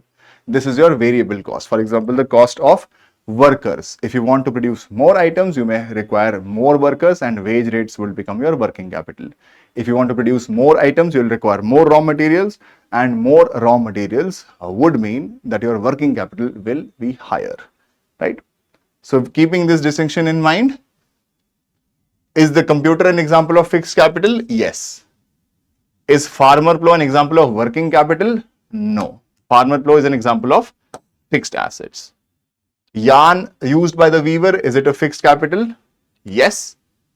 Petrol, if it is, yarn used by the weaver, is it fixed capital? No, because yarn is your input, right? The more cloth you want to produce, the more yarn you will require, right? This is an example of working capital, while petrol, once again, is an example of working capital. So, how many of these are correctly matched? Only two are correctly matched.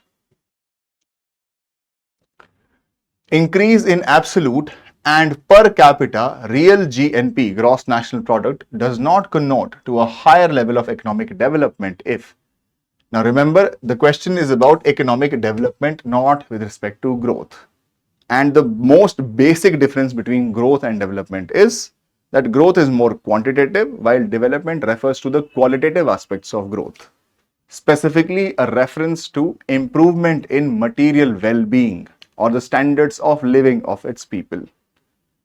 Now, amongst each of these, what is not going to connote to a higher level of economic development even as GNP is rising? Industrial output fails to keep pace with agricultural output. Now, this is an example of structural transformation of sorts. If your economy is one where industrial output is failing while agricultural output is increasing, normally the structural transformation part is also seen in context of development, right? But in here, the answer has to be poverty and unemployment increases. There is no point increasing your national income if poverty is also rising simultaneously and unemployment is also on the rise. This leads to not an improvement in the standard of living of the people. That means amongst each of these, it is the most obvious answer, which is C. Consider the following statements. First one says, India's public sector healthcare system largely focuses on curative care, limited focus on preventive, promotive and rehabilitative care. This is a correct statement, right? In terms of our investment made towards public healthcare, many of our investments, in fact, a significant part goes towards not preventive, not promotive, not rehabilitative, not even palliative care. It mostly goes towards curative care. This is correct.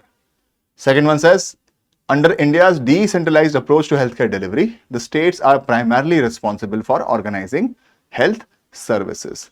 This statement is also correct. In India, health is primarily a state subject, right? It's not that the central government makes no expenses, but primarily it is a prerogative of the state government itself.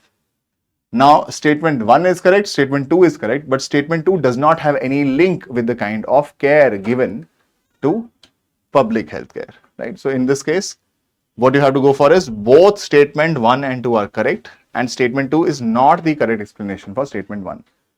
Because state, or you can say because healthcare is primarily a state subject, that has got no relationship with why our systems focus mostly on curative care and not on preventive, promotive and rehabilitative care. That has got nothing to do with states being in charge. Both statements are factually correct, but statement 2 does not explain statement 1. Answer is B. With reference to water credit, consider the following statements. Now, this was in the news back in the day. Now, water credit is an example of microcredit. It's an example of microfinance, which is typically given in the water and the sanitation sector.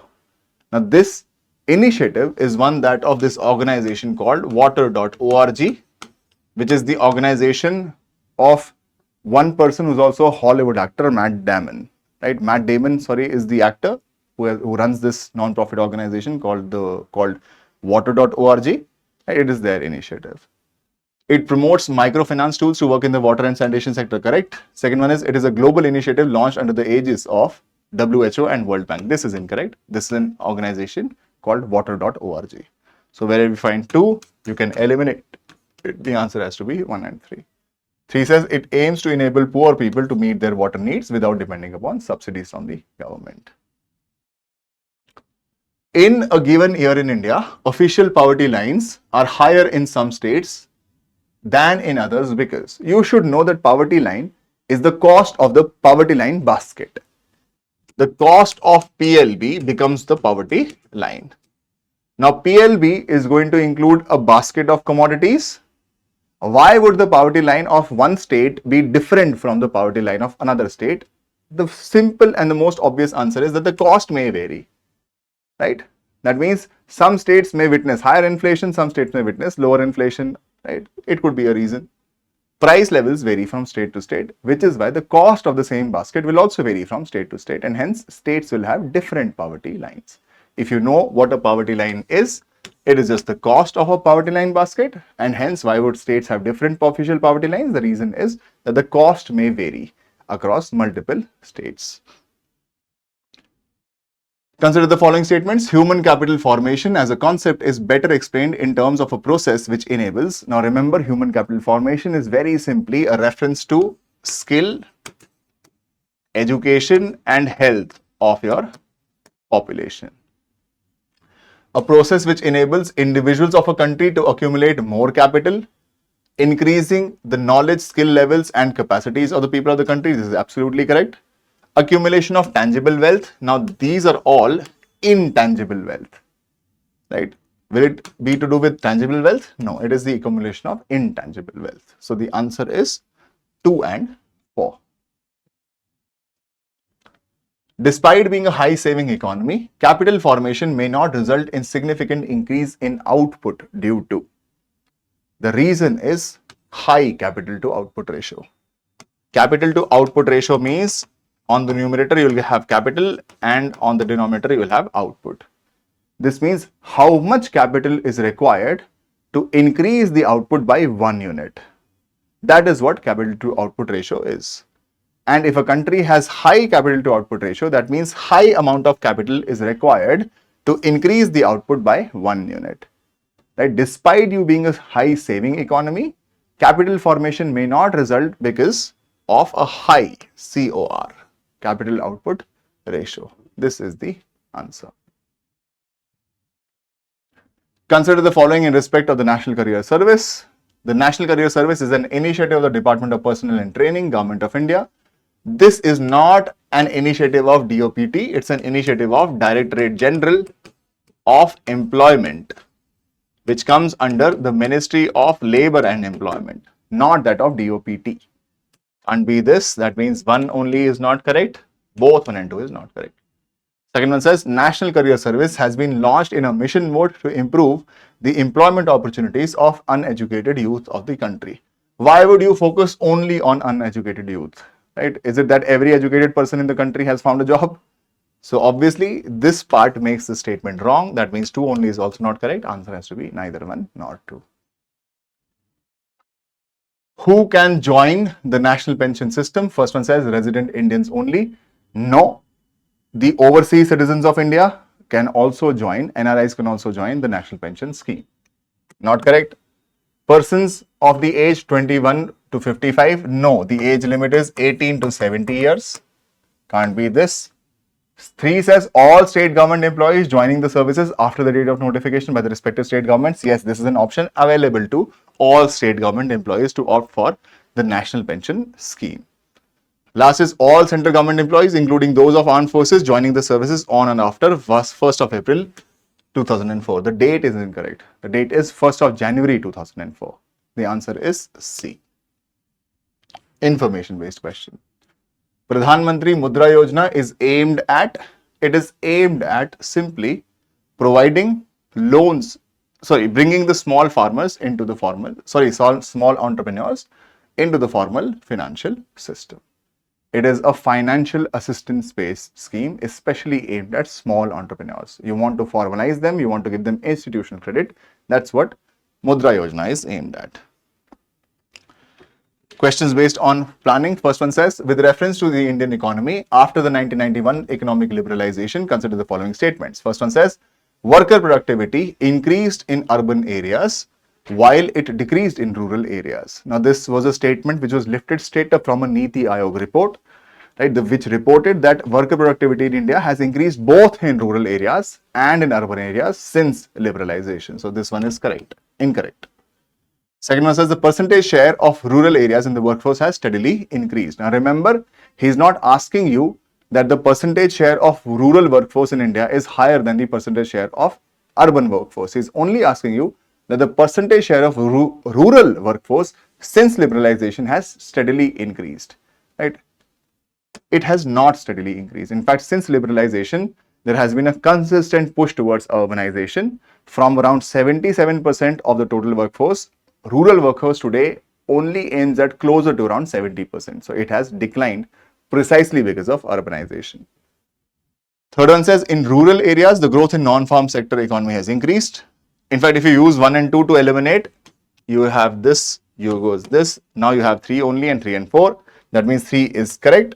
4 is the growth rate in rural employment has decreased. This has absolutely correct. Remember, he is asking you growth rate in rural employment, not in rural unemployment, right? The rural employment growth rate has also entered into negatives sometimes. So this is, the answer has to be 3 and 4. With reference to India's 5-year plans, which of the following statements is or are correct? First says, from the second 5-year plan, there was a determined thrust towards substitution of basic and capital goods industries. Now, the second 5-year plan is also called the Nehru-Mahalanobis plan. And in your second 5-year plan, you adopted what is called the Mahalanobis model of growth. which aimed to push industrialization or growth through industrialization of what kind? Industrialization of the basic and heavy industries kinds, right? As an argument to protect our infant industries and our need to conserve forex, we adopted what is called import substitution and import restriction policies. So, did it happen that we substituted basic and capital goods industries? This is absolutely correct. Since the second 5-year plan, this is when we adopted your Mahalanobis model of growth. The second one says the fourth 5-year plan, you should know that the first one is from 1951 to 56, second one is from 56 to 61, third from 66 to 61 to 66. Then you have a 3-year of a plan holiday. 66 to 69 is plan holiday. Then you have 69 to 74. This is your fourth 5-year plan.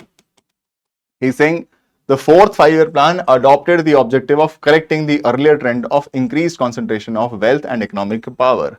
In fact, if you remember, most of these kinds of policies, such as the introduction of the MRTP Act, happened in 1969, right? The first wave of bank nationalization happens in around 1969 itself. The introduction of privy purses happens in the same time period. The introduction of FERA 1973 happens in the same time period. Many of these acts were aimed at preventing the concentration of wealth and of economic power. Right? This happened during the reign of Indira Gandhi, so this is absolutely correct. Third one says, in the fifth 5-year plan, for the first time, the financial sector was introduced as an integral part of the plan. This is absolutely incorrect. This was introduced in what is informally called second generation reforms of the Vajpayee government, 1997 till about 2002. The reforms introduced as part of what is unofficially called second generation reforms after your LPG reforms of 1991, brought forth by the NDA government led by Atal Bihari Vajpayee. That was the one that introduced, you can say, or integrated the financial sector with reforms also, right? Many things happened around this point in time: dematerialization of accounts, corporatization of stock exchanges, introduction of forward contracts, trade in commodities. All of those things happened in the second generation reforms, not as a part of your fifth 5-year plan, but as a part of, if I'm not mistaken, this would be a part of your ninth 5-year plan. Right, so this is incorrect. The answer is 1 and 2 only. Which of the following has or have occurred in India after liberalization of economic policies? First one says, now this is the question which is very obviously, you can get it right. First one says, the share of agriculture in GDP has increased enormously. Since LPG, has the share of agriculture increased or should it have decreased? LPG is known for all types of reforms touching mostly every sector of the economy, starting from the banking sector, financial sector, insurance, from industry, from trade, investment. The only sector that remained untouched was agriculture, right? So since 1991, we have grown on the back of agriculture or on the back of industry or on the back of services, right? He's saying share of agriculture in GDP has increased enormously. No, it has actually decreased. Right now, it will be in the ballpark of 15 to 18% of GDP. So that means first one you can use to eliminate. This goes. Now you have a choice between 2 and 3, 2, 3 and 4. That means 2 and 3 are correct. 4 you have to check. 4 one says India's foreign exchange reserves increased enormously. Absolutely. From in 1991, when we had roughly around $1.2 billion of forex reserves left, now we are upwards of $600 billion. So this is absolutely correct. Share of India's exports in the world trade has increased. Definitely. FDI inflows in India has also increased. One of the largest recipients of foreign direct investments is India. The answer is 2, 3 and 4. Now some indices. First one says India's ranking in EODB, ease of doing business, is sometimes seen in the news. Which of the following declares that ranking? The answer is World Bank. Now there is no discussion to be had on these questions. Next one says in the index of 8 core industries, which of the following is given the highest weight? Fertilizer, electricity, coal or steel? The answer is electricity. Next is if a commodity is provided free to the public by the government, then. Now remember, the government is considered as a rational agent, and a rational agent does not ignore opportunity cost. Imagine that you are selling a cylinder. The cylinder normally comes at a market price of 1200, but the government is providing it for free. This means This does not mean that the cylinder was made for free. The cylinder came at a certain cost. The government decided to sell it for free. Opportunity cost always arises when you pick one option or one choice over the other. The government has two choices. One is recover this cost, right? You want to make profits or not, that is entirely up to you, but at least recover cost. The other option is give it for free. Between these two options, the government picks this one. That means the opportunity cost, right, of providing this service for free, for providing this particular good for free, is that the government gave up on the cost that it could have recovered. Is the opportunity cost zero? No. Is the opportunity cost ignored? No, no rational agent ignores opportunity cost. The opportunity cost is transferred from the consumers of the product to the tax-paying public. This is your most common answer. This is the most correct answer. Why? Because the government is providing subsidies. The government is procuring these cylinders, right? Not for free. The government will have to pay some money. This money eventually is going to come from the tax-paying public only. Right? So the most correct answer to this question is option C. With this, the discussion on previous year's questions is now complete. Right? I hope you had enjoyed the session. Goodbye and all the very best.